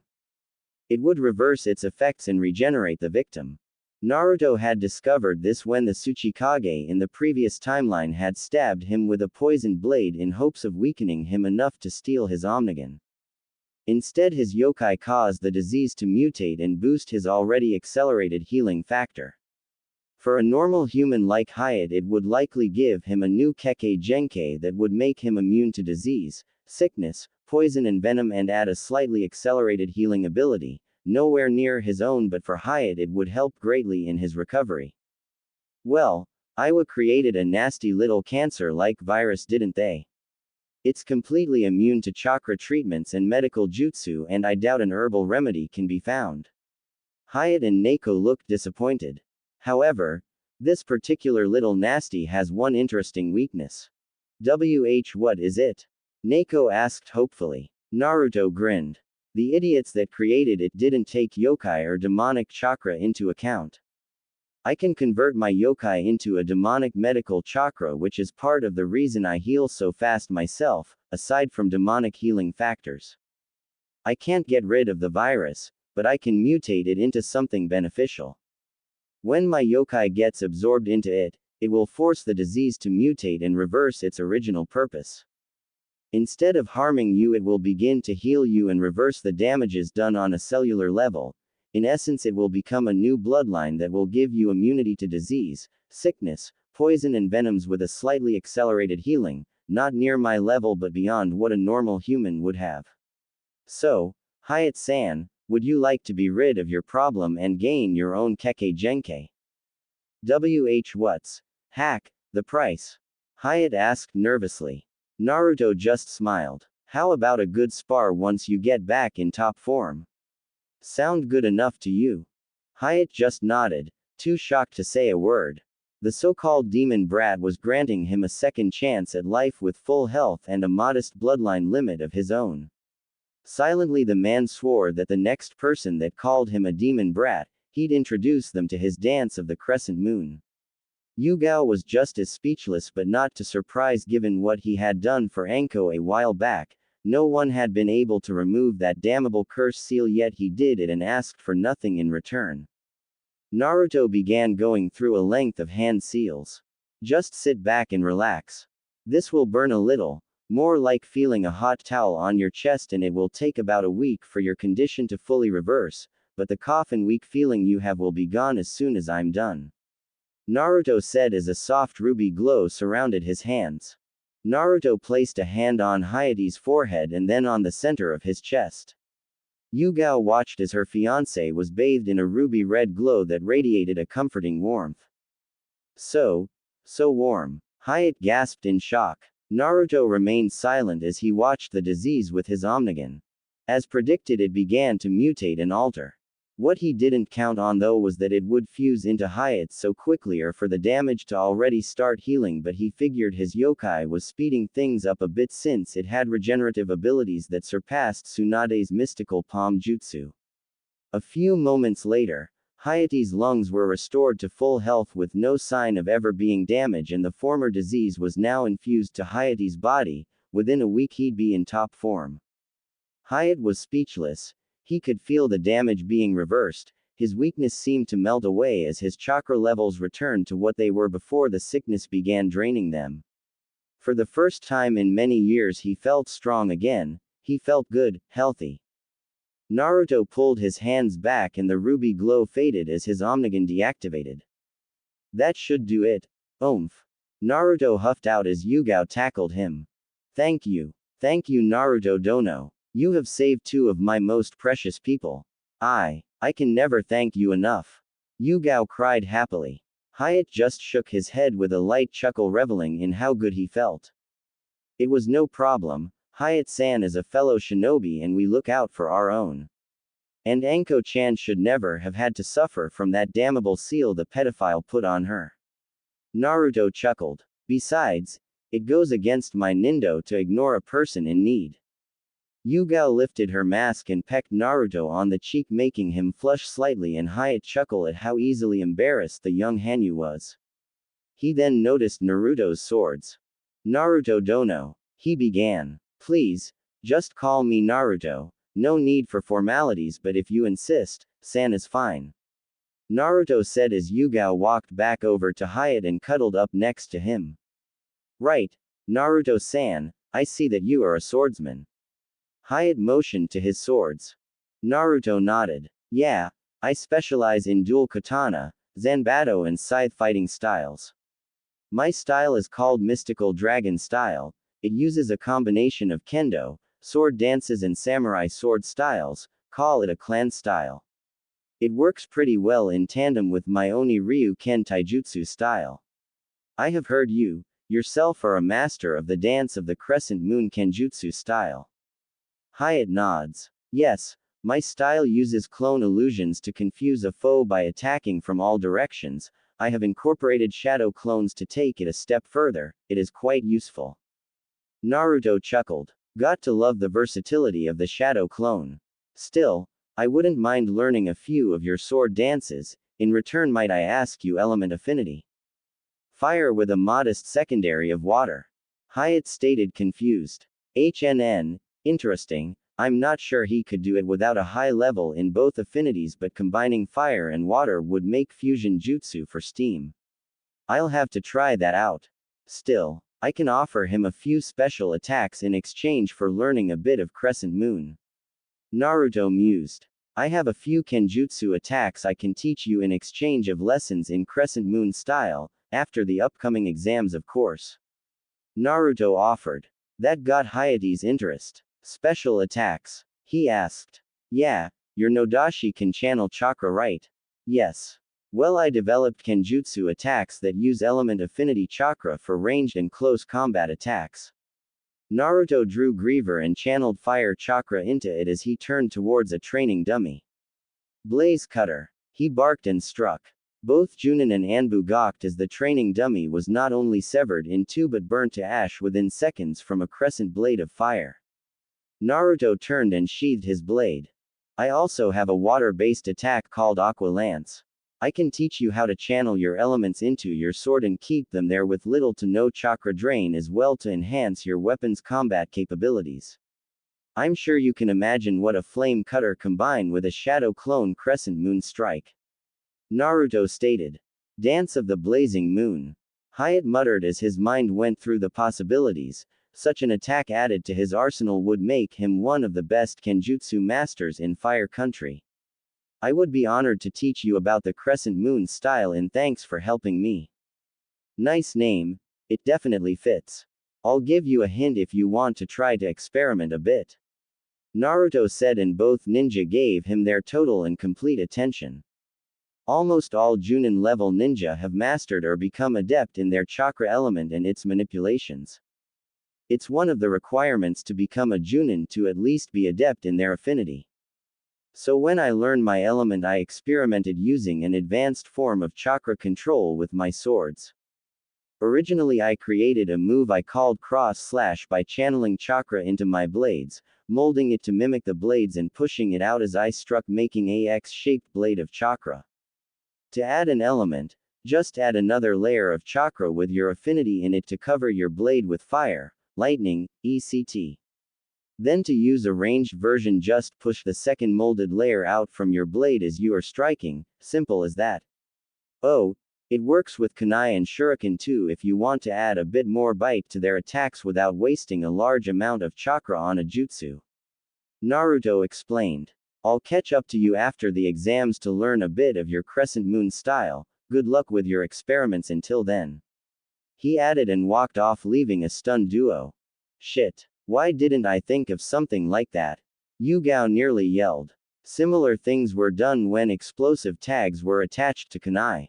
You channeled a bit of your chakra into the kunai and tag, threw it and then focused it with a tiger seal and the command word, boom, to make it explode. This was essentially advancement on a basic academy ability. Naruto arrived back at his compound. He glanced at the sign as he entered. He'd have to change it from Kazama Uzumaki to Namikaze Uzumaki in the future. He was pretty satisfied with the day's events, especially with Hayate. He'd not only been able to aid a comrade in need but would eventually be able to add another kenjutsu style to his list and incorporate it with his own. If all went well, he'd also be able to take bits from the kenjutsu style and work on a new special taijutsu, ninjutsu attacks combining Hiraishin, element-based Rasengan and shadow clones. As he walked into his home, his ears were met with the cry of Naru-kun. Oomph, was all he got out before being pounced on and tackled. Crash, bang, boom. Marrow. Again. And where the hell did the cat come from? Naruto thought, slightly dazed as he looked up to see Tenten straddling him with a rather shit-eating grin on her face. Glancing to the side, he noticed the rest of his ladies, including Anko, watching on rather amused. Told you he'd fall for it. Q chuckled. Anko grumbled but handed over Tenryo and smirked. Watching Tenten was how she got the idea to tackle him. It was fun. Hello ladies. Tenten-chan, you're going to break my spine one of these days, you know. He said as she helped him up with a giggle as his bones popped back into place. I take it you ladies came for dinner. They nodded. Damn right. Haku-chan said you were making grilled beef with fried noodles and veggies with steamed pork buns and homemade strawberry and chocolate mochi tonight. Ino exclaimed. Which meant most of the girls came for the mochi, particularly Sakura, who was trying not to drool since he put fresh cut strawberries and a thick fudge sauce in the center of his homemade ones. He had promised Haku and Q that he would make them since Haku wanted to try them. He chuckled. It's a good thing I keep food well stocked around here. Zabuza poked his head out from his room. Yo, where's the beef? Anko snickered. Well, Foxy-kun, if you ever get tired of being a ninja, you could always open a restaurant. I noticed. Naruto answered dryly. Well, might as well get cookin'. Shadow clone jutsu. 5 clones appeared. Alright boys, let's get to work. Right boss. 4 of the answered while the 5th was flirting with Anko. Obviously the clones had minds of their own, though it was amusing to see Naruto's inner pervert, even if it still wasn't the level that Kakashi or Jiraiya was. That said, Anko seemed to be enjoying herself until Naruto dragged his irate clone away by its tail while cursing under his breath about troublesome perverted clones.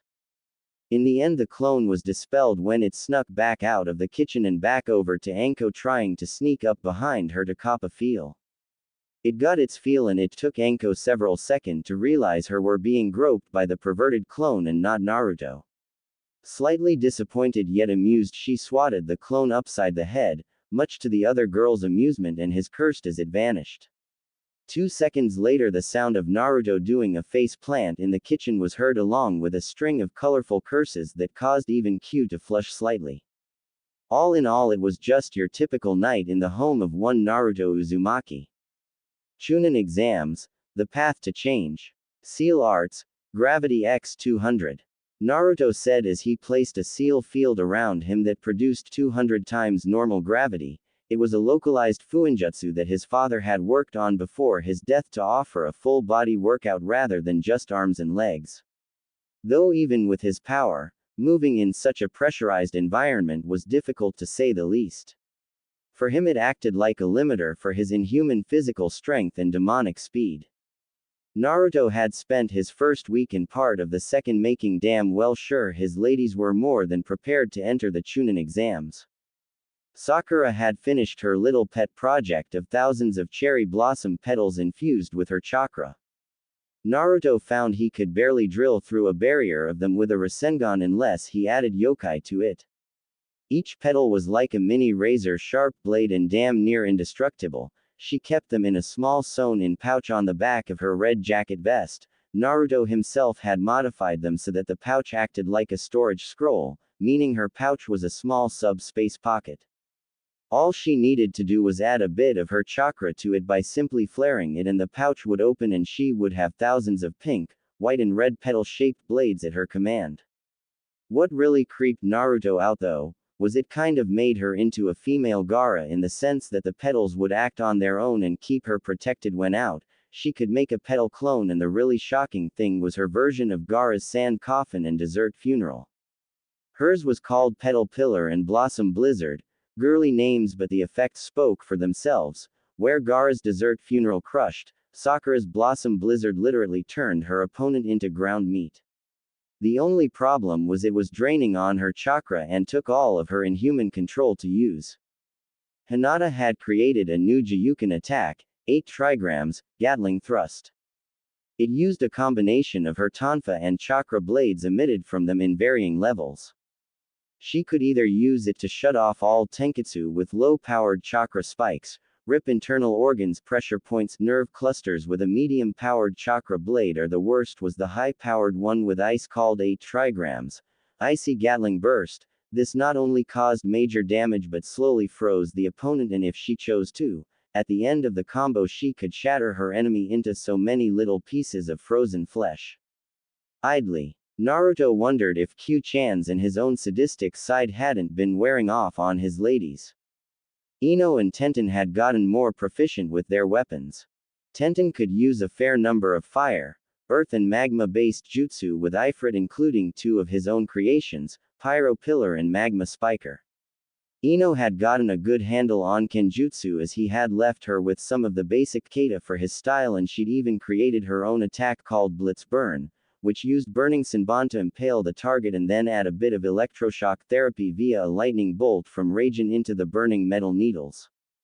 Even Haku had learned a couple of jutsu from him, 2 more of his own creations, Frost Dragon Barrage and his ultimate ice jutsu. Absolute zero. It took up 3/4 of her chakra, but the move rarely missed and always was an instant kill. Still, for her it was a desperation move or trump card. Still, she carried soldier pills to help. She also carried some special smoke pellets, or rather mist pellets. Another of Naruto's creations, it was a pellet containing hidden mist jutsu within it, but with a bit more water added in. With it, Haku could easily perform her 1000 ice needle and demonic ice mirror anywhere from the moisture contained within the mist. Even Zabuza carried some of them to save his chakra. Naruto wasn't sure whether to be proud of his ladies or scared of them. In the previous timeline, none of them, not even Hinata, had shown such latent skill and ability. Q had told him that it was he that gave them the drive to improve and fight so that they would be worthy. Naruto was a bit touched at that, because even if they didn't want to be ninja, he'd still love them and felt they were more than worthy. Then again, once he had grown up the last time, he had also gained a great sense of modesty, which most considered a good thing, though he hadn't realized that until Q had told him. At the moment, however, Naruto was preparing to train himself. He'd slacked off on his own training. This usually wasn't too much of a problem, since his taijutsu and kenjutsu was so ingrained into him they were like second natures to him. Then again, he did train both at least once a day for 4 hours to keep his skill sharp. Still, he wanted to have a good spar to ensure his ninjutsu was still up to snuff, meaning he'd have to use low-powered versions. "Oi, you sure about this, kid?" Zabuza asked next to Kakashi. Naruto nodded as he bounced from foot to foot and loosened himself up. "Yeah, I want you two to come at me like you're trying to kill me," he said. "Isn't that a bit dangerous with all that weight on, though?" Kakashi asked, a bit worried. Naruto gave them a devilish smirk. "Oh yeah, that's what makes it so fun." Zabuza laughed. "I'm really starting to like you, a brat after my own heart." He wouldn't kill him, but a chance to rough him up a bit and some payback for beating the crap out of him when they met was just too good to pass up. What neither Chunin knew was that even with 200 times gravity on him, he could still muster Chunin level speeds. The main reason for this was so he could go all out and not risk killing his sensei and friend, with the gravity seals acting as limiters, though it would put them about dead even in strength and speed. "Alright, less talk, more action. Let's rock," Naruto said, settling into a stance. "I have a couple new tricks I want to try out." Naruto's grin made them shudder. They knew the young Hanyu had been working on his ranged attacks lately, mainly his bullet Rasengan. Fire Release. Phoenix Fire Flower Jutsu. Kakashi barked and shot a barrage of tennis ball-sized fireballs at Naruto. Earth Release. Earth Encampment Wall Jutsu. Naruto counted and raised a wall of rock to block the strikes. Zabuza took this opportunity to get behind him and start his attack, one of Naruto's own signature moves. Demonic Spin Out. Zabuza called out as he became a bladed human top of death. Zabuza hit his target only for said target to turn into a puff of smoke, and caused him to run right into the wall of rock, stopping his spinning painfully. It stunned the man, but only for a few seconds before he ripped his blade out of the rock and began his attack again. Naruto dodged to the side as Zabuza struck and lashed out with his foot in a reverse roundhouse kick. Zabuza blocked and Naruto was forced to dodge a water fang bullet from Kakashi. Naruto returned the favor with a barrage of drilling air bullets, one almost hitting Kakashi, causing the man to curse a bit. Kakashi-sensei, go ahead and use your Sharingan. I don't really care if you copy a few of my jutsu, it's not like I wouldn't teach them to you if you'd asked. Naruto said and blocked Kubikiri Haucho with one of his tri-prong kunai. In truth, Naruto knew the Sharingan would put Kakashi on a more challenging level for him. While he wasn't very fond of the troublesome Dujutsu, Kakashi was the only one he would willingly let copy his jutsu with it. It helped that Kakashi had taught him both Chidori and Reikiri in payment for the Hiraishin and Bullet Rasengan that he had taught him. All in all, a fair trade in Naruto's opinion, though he doubted he'd use them, but he could experiment with them. Kakashi lifted his headband, revealing his Sharingan, the three tomo swirling around his pupil.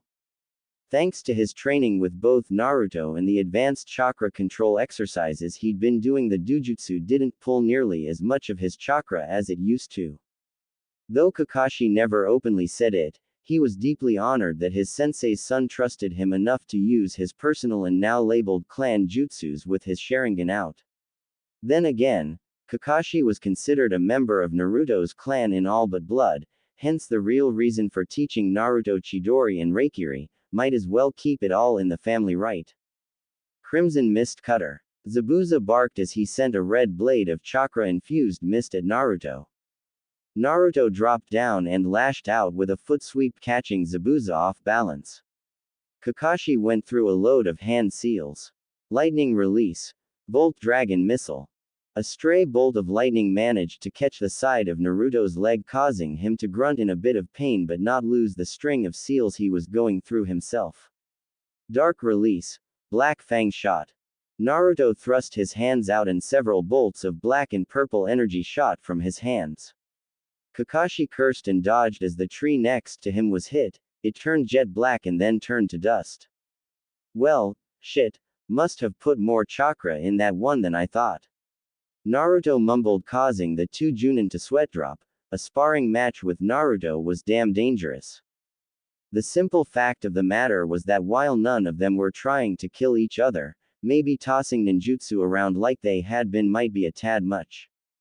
Especially with some of the ones Naruto could do. Hell, the last time he and Kakashi decided to trade ninjutsu back and forth for training, Naruto ended up doing a nasty combo of his own personal jutsu. He had flooded the training ground and then made large bolts of lightning crash down, electrifying the whole damn area. The two had spent several hours on top of a large rock waiting for the electrical charge to die off. At least Kakashi got some good reading in though. Perhaps now would be a good time to quit, before someone got seriously hurt. It's getting late, why don't we quit for the day? Besides, I can't use any of my real big jutsu or actual strategies since neither of you are actual enemies, and I don't want another Training Ground 22 incident. Naruto said with a slight chuckle as he released his gravity seals. No shit. The place was burnt to a crisp. Zabuza deadpanned. Then there was Area 16, that place had enough electrical charge to run Konoha for a couple of years easy. Kakashi gave a sheepish eye smile. We do get a bit carried away, though I can't really take credit for Area 16, we were both at fault for 22, the Fire Dragon Missile and Flowing Magma River jutsus tend to cause a lot of damage. Naruto crossed his arms. Oi, it's not like you haven't torn a place up using that new combo jutsu you came up with. The Seeking Shark Vortex jutsu is a nasty piece of work. It leveled Area 4 and nearly drowned both of us. Hey. Yeah. Well. Zabuza chuckled. Haku had been so pissed since that had been her favorite training area. Anyway, I'm heading home to get some dinner and get to sleep. The exam starts tomorrow and I want to be fully alert. Naruto stated. The other two nodded in agreement and hoped things went according to plan, though in the ninja world things rarely went that way. They could always hope for the best, and that Area 44 was still in one piece by the time Naruto was finished there. It's a good thing my taijutsu hasn't suffered any. Still, I can't help but worry that something is off, more so than usual. I guess I'll just worry about it when it happens. Naruto mused silently. Naruto got up early the next morning, clad in nothing but his boxers. He watched as the first visages of the sun rising in the sky painted their colors across the usually azure sky. Today was the day where everything starts up again, but with all the changes he was sure that some things would be much different this time around.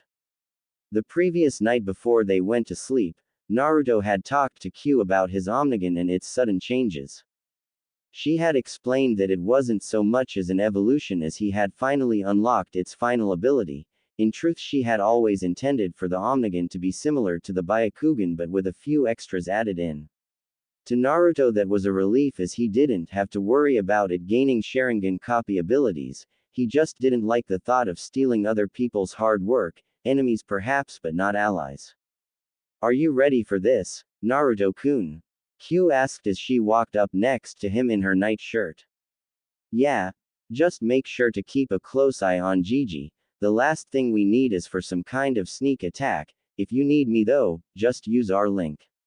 Naruto said. Q nodded and stretched up to give him a light kiss. He gave her a small smile and went to his closet to grab his clothes and gear for the exams. He pulled out a black trench coat with red and orange flames coming up from the bottom and his usual symbols placed on it. He then pulled out a pair of boots, a pair of fingerless gloves, 3 rolls of black wrappings and his belts, pouches and swords. After putting on his usual black cargo pants and the boots, he secured his dual equipment pouches on his legs. He took the largest roll of wrappings and put it around his lower torso. No sense in ruining another shirt when he was sure things were going to get wild in the forest, and he had several copies of this trench coat. He then took the other rolls and placed them in one of his belt pouches next to his equipment scroll. The gloves went in next to the rolls just in case he needed them. Putting on his utility belts and attaching his swords, he finished it off by putting on his trench coat, once again, one without sleeves. He had made sure he had his special equipment scroll and had double-checked his equipment. He had enough medical gear to do anything he might need to, along with rations, soldier pills, food pills, antidotes and extra kunai, shuriken and explosive tags. His special seal tags, calligraphy tools and some ink were also stored in his scroll. It was essentially a good-sized sealing scroll that had other sealing scrolls sealed in it with various tools and supplies, even some spare clothing. He referred to it as his master scroll since only his blood and unique chakra could open it. Kyuubi wasted no time getting dressed. She put on an all-black Anbu-style outfit that Sarutobi had provided her, including her own black fox mask with red highlights. This would help her blend in without raising much suspicion. She had also summoned her personal weapons via a fox. They were called Punishment and Judgment. At first glance they look strange, but in truth they are tonfa custom designed to have scimitar-like blades on the ends that would usually be the blunted clubbing ends. The tonfa blade could separate near the handles and extend into a moderate length of chain for ranged attacks. They were forged of the demonic alloys adamant and black mithril. Naruto had been rather surprised with them himself. For such awkward-looking weapons, Q was quite deadly with them. Well, let's get this show on the road, Naruto said. Q gave him another kiss and flame ported to Sarutobi's office. Naruto let out a sigh and walked out of his room. He told Haku and Zabuza that he'd see them later and headed out to meet Sakura and Imo-tem. It didn't take long for Naruto to meet up with his teammates, Sakura slightly blushing at Naruto's attire while Sasuke scoffed at it. No real surprise there. Naruto led them to the academy fully intent on making sure things were differently this time around. Though Ibiki had wanted to change the written test a bit for Naruto, it was later decided to leave it as is so no suspicions were raised. Not that Naruto cared. Unlike last time, he was more than intelligent enough to take a simple test, and using his Omnigan would be, in his opinion, a rip-off and a waste of energy. As they made their way to the second floor, Naruto was greeted to a familiar scene from his past, only this time Neji wasn't scowling. Tenten had Ifrit strapped to her back, and Rock Lee, well, was Lee. Sakura noticed right off that there was a genjutsu placed and glanced over at her fiancé. He merely nodded and the two began to walk towards the stairs. Sasuke, however, was determined to make an out of himself no matter the timeline or changes. Oi! Sasuke bellowed imperiously as he began to strut towards the Chunin. Why don't you two draw? Wop! Naruto stopped the arrogant little prick's speech with a Haruno-class brain duster to the back of the head and proceeded to drag the irate Uchiha off while grumbling curses to himself with an amused Sakura in his wake. Everyone else watched the scene highly amused and a bit confused. Only the smarter genin there actually caught on to follow Naruto, while the others turned back to trying to convince the two disguised Chunin to let them through. Said Chunin were impressed with the blonde Hanyu's smarts. With the genjutsu still in place, the weaker and unready genin wouldn't make it to the next phase of the exam, making it easier and much less troublesome in the long run, not to mention save their lives if they would have gotten into the forest. After getting to room 301 and ditching the irate emo, Naruto took to silently and covertly observing his surroundings. As expected, Kabuto Yakushi was waiting over on the far wall next to the sound genin. Naruto noticed that the female of the team didn't really look happy to be there, or rather she seemed wary of her teammates. Well, that's new, or is it? I never really noticed her the last time. If I didn't know better, I'd almost swear she didn't want to be here, or rather with those two. Perhaps. I will help her if I feel she can become trustworthy. Naruto mused silently. A moment later, the sound Kunoichi looked up and locked eyes with him. He just gave her a calm and friendly smile, causing her to flush and look away. As his attention returned to other things, he covertly kept an eye on her and noticed she kept throwing him almost shy glances, still blushing. Her teammates completely ignoring her existence, it seemed. The team from Sand was there eyeing him warily. He just gave them a small smile and wave, utterly confusing them. The rain, waterfall, mist, stone and cloud teams were either minding their own business or trying to intimidate others with what they thought was killing intent. Naruto chose to ignore this. He frowned slightly when he caught sight of the grass team, the female looking at him for a moment, blushing and then talking to her teammates again. Naruto mentally frowned at that. It meant the hubby Tem hasn't hid himself amongst them yet.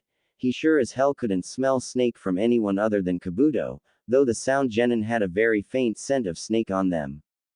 The rest of the rookie 9 and team guy made their way into the room.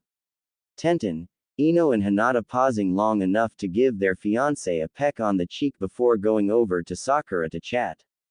Neji, Lee, Shikamaru, Choji, Shino and Kiba however came over to Naruto to catch up. As he quietly talked to his friends, he continued his silent observations and was happy to see they were as well. As Naruto tossed Akamaru a puppy treat and began talking to Kiba about pranks and their uses in trap setting, Kabuto approached Sasuke to try and start up a conversation since the rookie genin weren't acting all hyper like he had thought they would. To the silver hair boy's annoyance, only Sasuke was interested in his nin info cards, the others just kept talking silently, minding their own businesses and seemingly ignoring the others in the room. A small effect of having a smarter Naruto as their friend in this timeline allowed them to be a bit smarter as well, except Shikamaru, who was smart period, but all knew that information wasn't just given freely and they instantly became wary of Kabuto. Naruto mentally smirked when Ibiki showed up early with the other Chunin proctors. Haku was amongst them and Naruto could smell Zabuza hiding in the shadows. Ibiki then ordered them to sit down, shut up and began going through his whole intimidation thing to weed out the weak groups and give a hint to what they were supposed to do. In all honesty, the test proceeded much like it had the last time, though this time around Naruto answered all his questions at a moderate pace and with relative ease, even slightly nudging Hinata to let her copy off of him. She did so using her Byakugan covertly. As soon as he finished, he silently observed how the others did. It was the same as last time. Nice to see some things didn't change. Gaara is still using his third eye with sand, Tenten and Lee are using mirrors, Sakura is smart enough to do it on her own. Looks like she actually let Ino use her mind-body transfer jutsu this time. Shikamaru is using his shadow imitation jutsu to help Choji. Neji is using his Byakugan like Hinata. Can't see the Tem this time around. Now we just have to wait for Ibiki-san to freak out the rest of the morons here and wait for Anko to arrive. Naruto thought as Hinata gently grabbed his hand. He just gave her a kind smile but otherwise kept his mouth shut. As the test ended and the dreaded 10th question came up, Naruto still held his silence. This time it was more to save the teams that would have otherwise quit and gone into what was going to be a deadly situation they weren't ready for. Naruto did arch an eyebrow though when the kunoichi from Kusa raised her hand and quit, thus eliminating the team from grass. Though in their place a team from Kumo seemed to stay, which meant there were 2 Kumo teams instead on one like there had been last time. This was fine with Naruto. Kusa had been allies in the previous timeline and if he could avoid pointless deaths then it was all the better. Finally Ibiki passed the group leaving a total of 26 teams. Naruto couldn't remember the exact number that passed the previous time but just shrugged it off. Unless they were his friends, they were of no consequence to him. Though he did do a mental countdown and right on one a familiar figure crashed through the window, without a banner this time, and revealed themselves to be Anko, who gave a flirty wink to Naruto. 26 teams, damn Ibiki, you're losing your touch. Anko exclaimed. You're early. Anko. Ibiki deadpanned. Details, now then maggots, I'm the proctor for the second part of the exam, Anko Mitarashi. So get your up and follow me, we're heading out for training area 44. She said and no one moved, except Naruto and his friends. Her eyebrow developed a slight tick. That wasn't a suggestion. Move it, she bellowed causing the other genin to practically jump out of their skins. Naruto told Sakura and the Tem to go ahead of him while he used the restroom. Once inside and sure that no other presences were about, Naruto took out one of his Hiraishin kunai and slit his palm open. He then withdrew a string of complicated hand seals and slammed his hand down on the ground. The small puddle of blood from his now healed hand began to bulge and grow as chakra was fed into it. A moment later stood an exact duplicate of Naruto. This was a special clone technique he'd created in his other life. It was called a blood clone. It held the same capabilities of a shadow clone but couldn't be dispelled unless a killing blow was delivered. It held most of Naruto's physical capabilities and about a tael's worth of chakra, which by Biju standards was equal to an elite Chunin. As with Shadow Clone, a blood clone transferred all the things it learned back to its creator. It also held all the creator's memories and personality up to the point of creation as well as their chakra signature. It was also perfect for faking one's death or being in someplace while the original was busy elsewhere. This was because, even if killed, it didn't just poof out of existence, it turned into a corpse that would last exactly 24 hours before melting into a mass of blood. It was a jutsu he'd never share with just anyone though. Using it to create just one clone was more dangerous than using shadow clones as the chakra cost was far more severe. Anything with a lower power level than Nibi no Nekomata would die from trying it, meaning it was an S-class demonic kinjutsu. There were some drawbacks however. It did not contain the level of senses or power that Naruto did, and to hold itself together it required a constant but low chakra drain from the stores put within it. Battling caused these to drain much faster and it could not replenish its stores. Once they were gone, it would simply die. If left alone, a blood clone could last several days to a week, but in combat and stress situations it had 2 days at best, if there weren't too many battles or its lack of full demon senses didn't get it killed first. Alright, I want you to follow Sakura-chan and protect her. Keep an eye of Imo-tem too, just in case. I'm heading into the forest ahead of everyone else and hunt down a certain snake pedophile. Naruto ordered. Clone Naruto saluted. Sure thing, boss. I'll protect our fiancé with my life, it's a promise. The vowed proudly. Right. I'll see you later then. Don't go to the tower until I come back and switch with you. Naruto said and vanished into a pile of mud that dried up and vanished. Careful, boss. I don't wanna become your replacement. The clone muttered, even though such a thing would be impossible due to the clone's limitations. Naruto-kun, what took you so long? Sakura asked, concerned as Naruto appeared next to her in a swirl of burning leaves. Sorry, Sakura-chan, I was doing a last-minute equipment check. Clone Naruto lied. Sakura just nodded. Clone Naruto smirked slightly to himself. One of the gifts of being a kitsune, you could lie to a political figure and get away with it. Then again, they always lie too. Sasuke glared at him and let out his usual HNNN. TCH, that time of the month. Clone Naruto mumbled. Thankfully Lord of the Brood didn't hear him. Sakura did and gave him a playful swat on the arm while holding back a giggle. Anko began going over the rules of the exam. Clone Naruto sighed slightly as he recalled his creator listening to the same thing, only this time he kept his mouth shut. He did sniff around covertly, but he could only detect the snake smell coming from the Oto Genin and Kabuto's team. Anko had lost the scent when the original Naruto removed the cursed seal from her, though not completely due to some of her jutsu, but the scent no longer held Orochimaru's taint. He could also sense a slight taint in the air, covered up by something, genjutsu most likely, but he couldn't pinpoint it. He cursed silently. His senses just weren't as good as his creator's. He only had about an average Inuzuka level of smell and hearing, where the real Naruto was well beyond that. As Anko finished, she began to hand out scrolls, sticking a spare heaven scroll in her trench coat.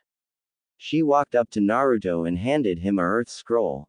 Good luck in there, Foxy-kun. You come out in one piece and I'll give you a special reward. She purred as she leaned in and kissed his cheek. The clone, unable to resist a little fun, gave her a nice little lip lock while covertly swiping the heaven scroll from her coat along with a pencil. He then gave her a nice little squeeze, making her restrain herself from jumping him right then and there and making Sakura pout. He never fondled her, but she supposed it was due to her age. He had made it clear that he wanted to wait till they were older to have. I'll keep that in mind, Anko-chan. He whispered in her ear, causing her to shudder slightly. Kiba just watched the whole thing, drooling slight. He let out a perverted giggle only to have Hinata swat him upside the head.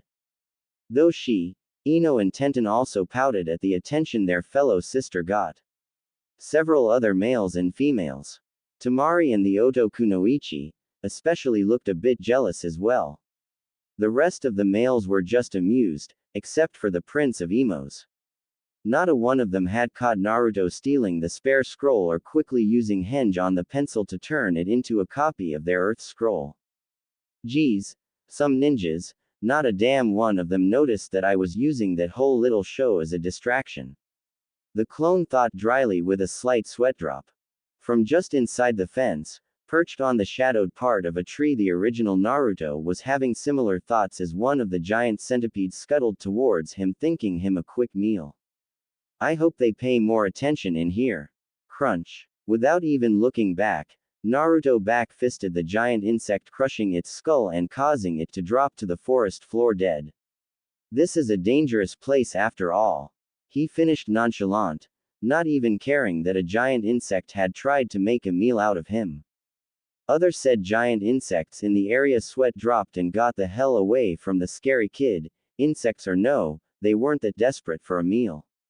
Naruto, however, took to the treetops, making sure to stay in the shadows. He had a snake to hunt. All right, brats, Anko yelled, not even knowing of the events that just took place in the forest. Each team go to your assigned gate. Remember, you all have exactly 5 days to get to the tower. A last piece of advice to each of you, don't die. Now. Go! She shouted as the gates opened and Genin began speeding off. A few hours into the forest found a secretly annoyed and antsy blood clone, a cautious and edgy Sakura with chakra bow in hand and an indifferent and brooding Sasuke. Damn it all, if the boss's memories serve right then hubby Tem should have made a move by now. Then again boss was only attacked by one rain nin the last time, this time all three of the Tems came after me, made me use up a good chunk of chakra too. Emo Tem seems to be acting a bit off and what the hell is with that turtleneck coat he's wearing, something smells off. I guess it's a good thing I gave him the hanged scroll. Clone Naruto thought. The rain team had ambushed them, the fools never saw what hit them and the worst part was they had a earth scroll, which Sakura now held. Clone Naruto kept both his heaven and earth scrolls in his inside pocket of his trench coat. The fight alone had been a joke. Clone Naruto had cleaved through one with his replica Beowulf, the fool had just dropped himself on him. Sakura had blown a hole in the other's chest with a well-placed chakra arrow. Sasuke got behind the last one and slammed a kunai into his skull. However, manifesting replica swords of Griever and Beowulf had cost him a little over a quarter of his chakra supply. The forest was also full of scents and sounds, and without the higher level of senses his creators has, the clone was having a difficult time figuring out what sound or smell came from where or what, and it was highly distracting. The reason why the clone felt something was off was while Sakura was following the proper train of thought due to a first kill and was shaken up but doing her best to control it.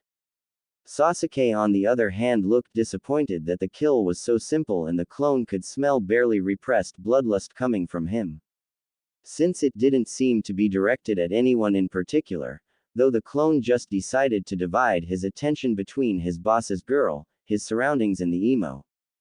He just wished the boss would hurry up and get back. He wasn't supposed to go to the tower or reveal his scrolls without the original present with hubby Tem's head safely placed in a seal scroll and Kusanagi with it, which would be a present to Anko most likely. He wasn't sure why the boss wanted it other than it was a special sword and very dangerous. Sighing, Clone Naruto signaled to Sakura to get a better view of the area. She nodded and leapt up into the shadowed parts of the tree they were next to and began scanning the area. Behind Naruto, who was scanning the area and keeping an eye on Sakura, Sasuke let a demented grin cross his features.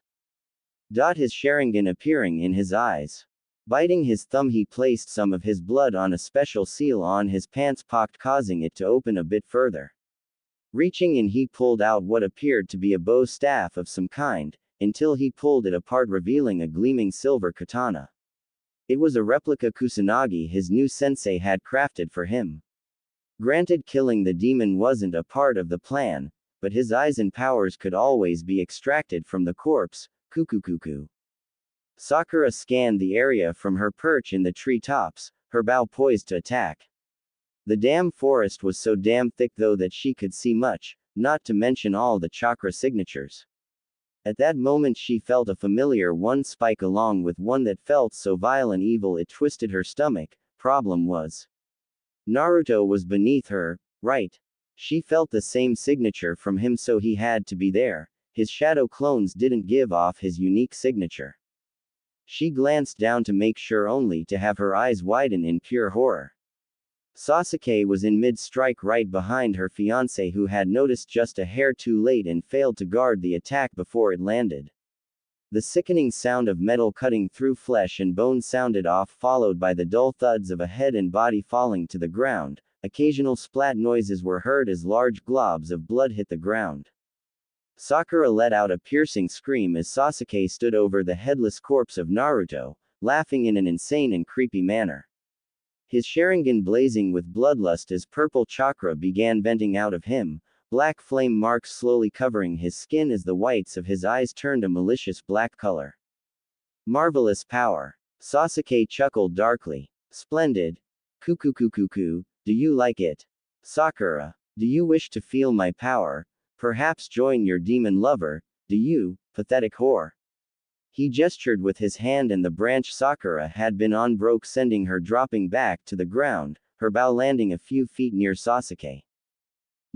You bastard. She cried out, tears streaming down her face. I'll fucking kill you.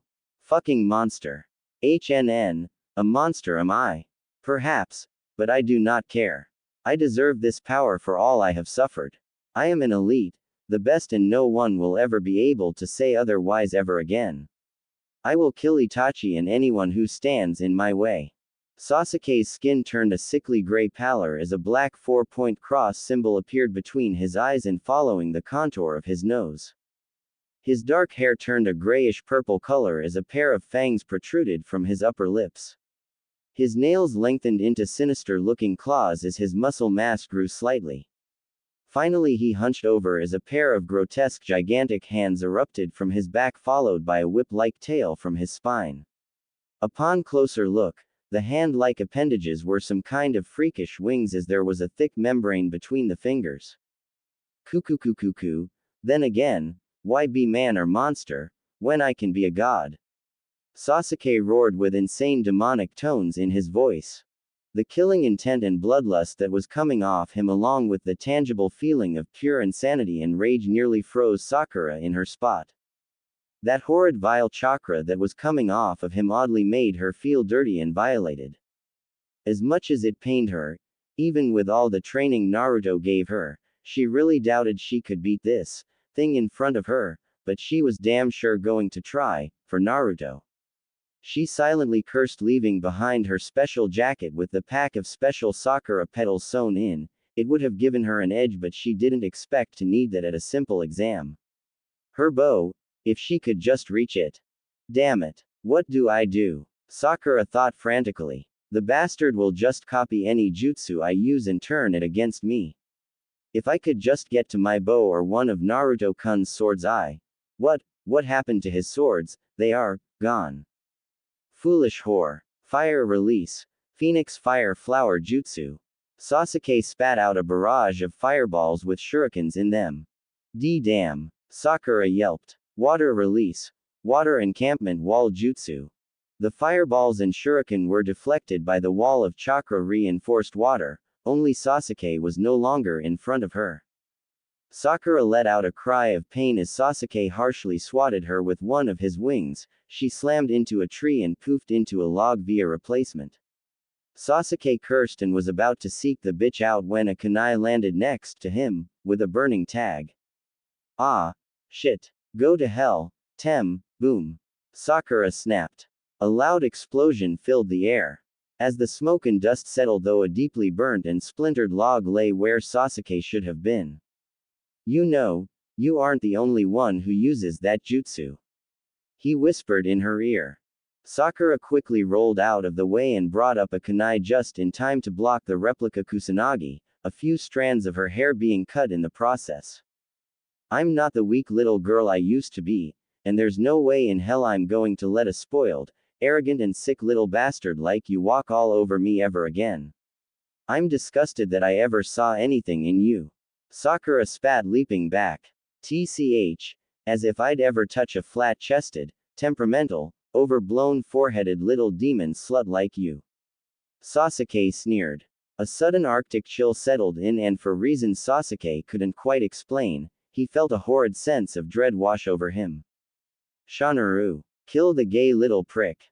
Inner Sakura raged. Sasuke's eyes widened a bit as Sakura's chakra level spiked, higher than he thought they would, and enough killing intent was leaking out of her to instantly make him wary. Perhaps that last remark hadn't been such a smart idea. Sakura put her hands together in a ram seal. Gravity Seal X5 release. Sakura then blurred and shot forward with Chunin level speed and let loose a haymaker into a shocked Sasuke's waiting jaw with a nasty crack. Unfortunately, his cursed form gave him too much protection for her to do little more than bruise him, since she had not mastered chakra augmented strength yet and his Sharingan could still follow her. She made the mistake of letting her emotions get the better of her judgment. Sasuke gave her a demented grin and slammed his fist into her gut.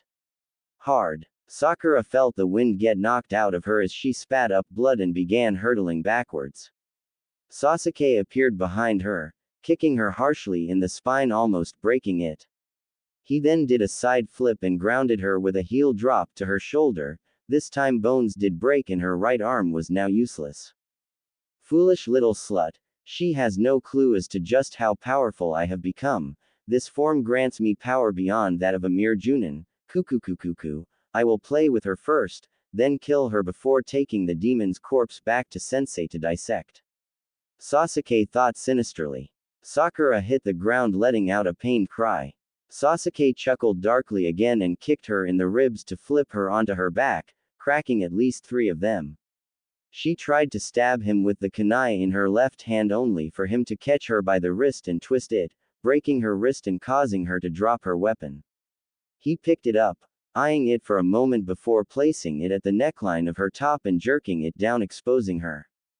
Cuckoo, it seems you do have some tits after all. I wonder, should I kill you, or you first and then kill you, or leave you here to be something's next meal, maybe slow death from the poison on my swords, decisions. Sasuke muttered evilly as he traced her bare skin with the tip of his kusanagi. Go, screw yourself, bastard. Sakura spat at him weakly, she could barely breathe and her body was a mass of pain. Sasuke sneered and jabbed the kusanagi into her gut, smiling sickly at the pained scream she let out. Slow death it is, bitch.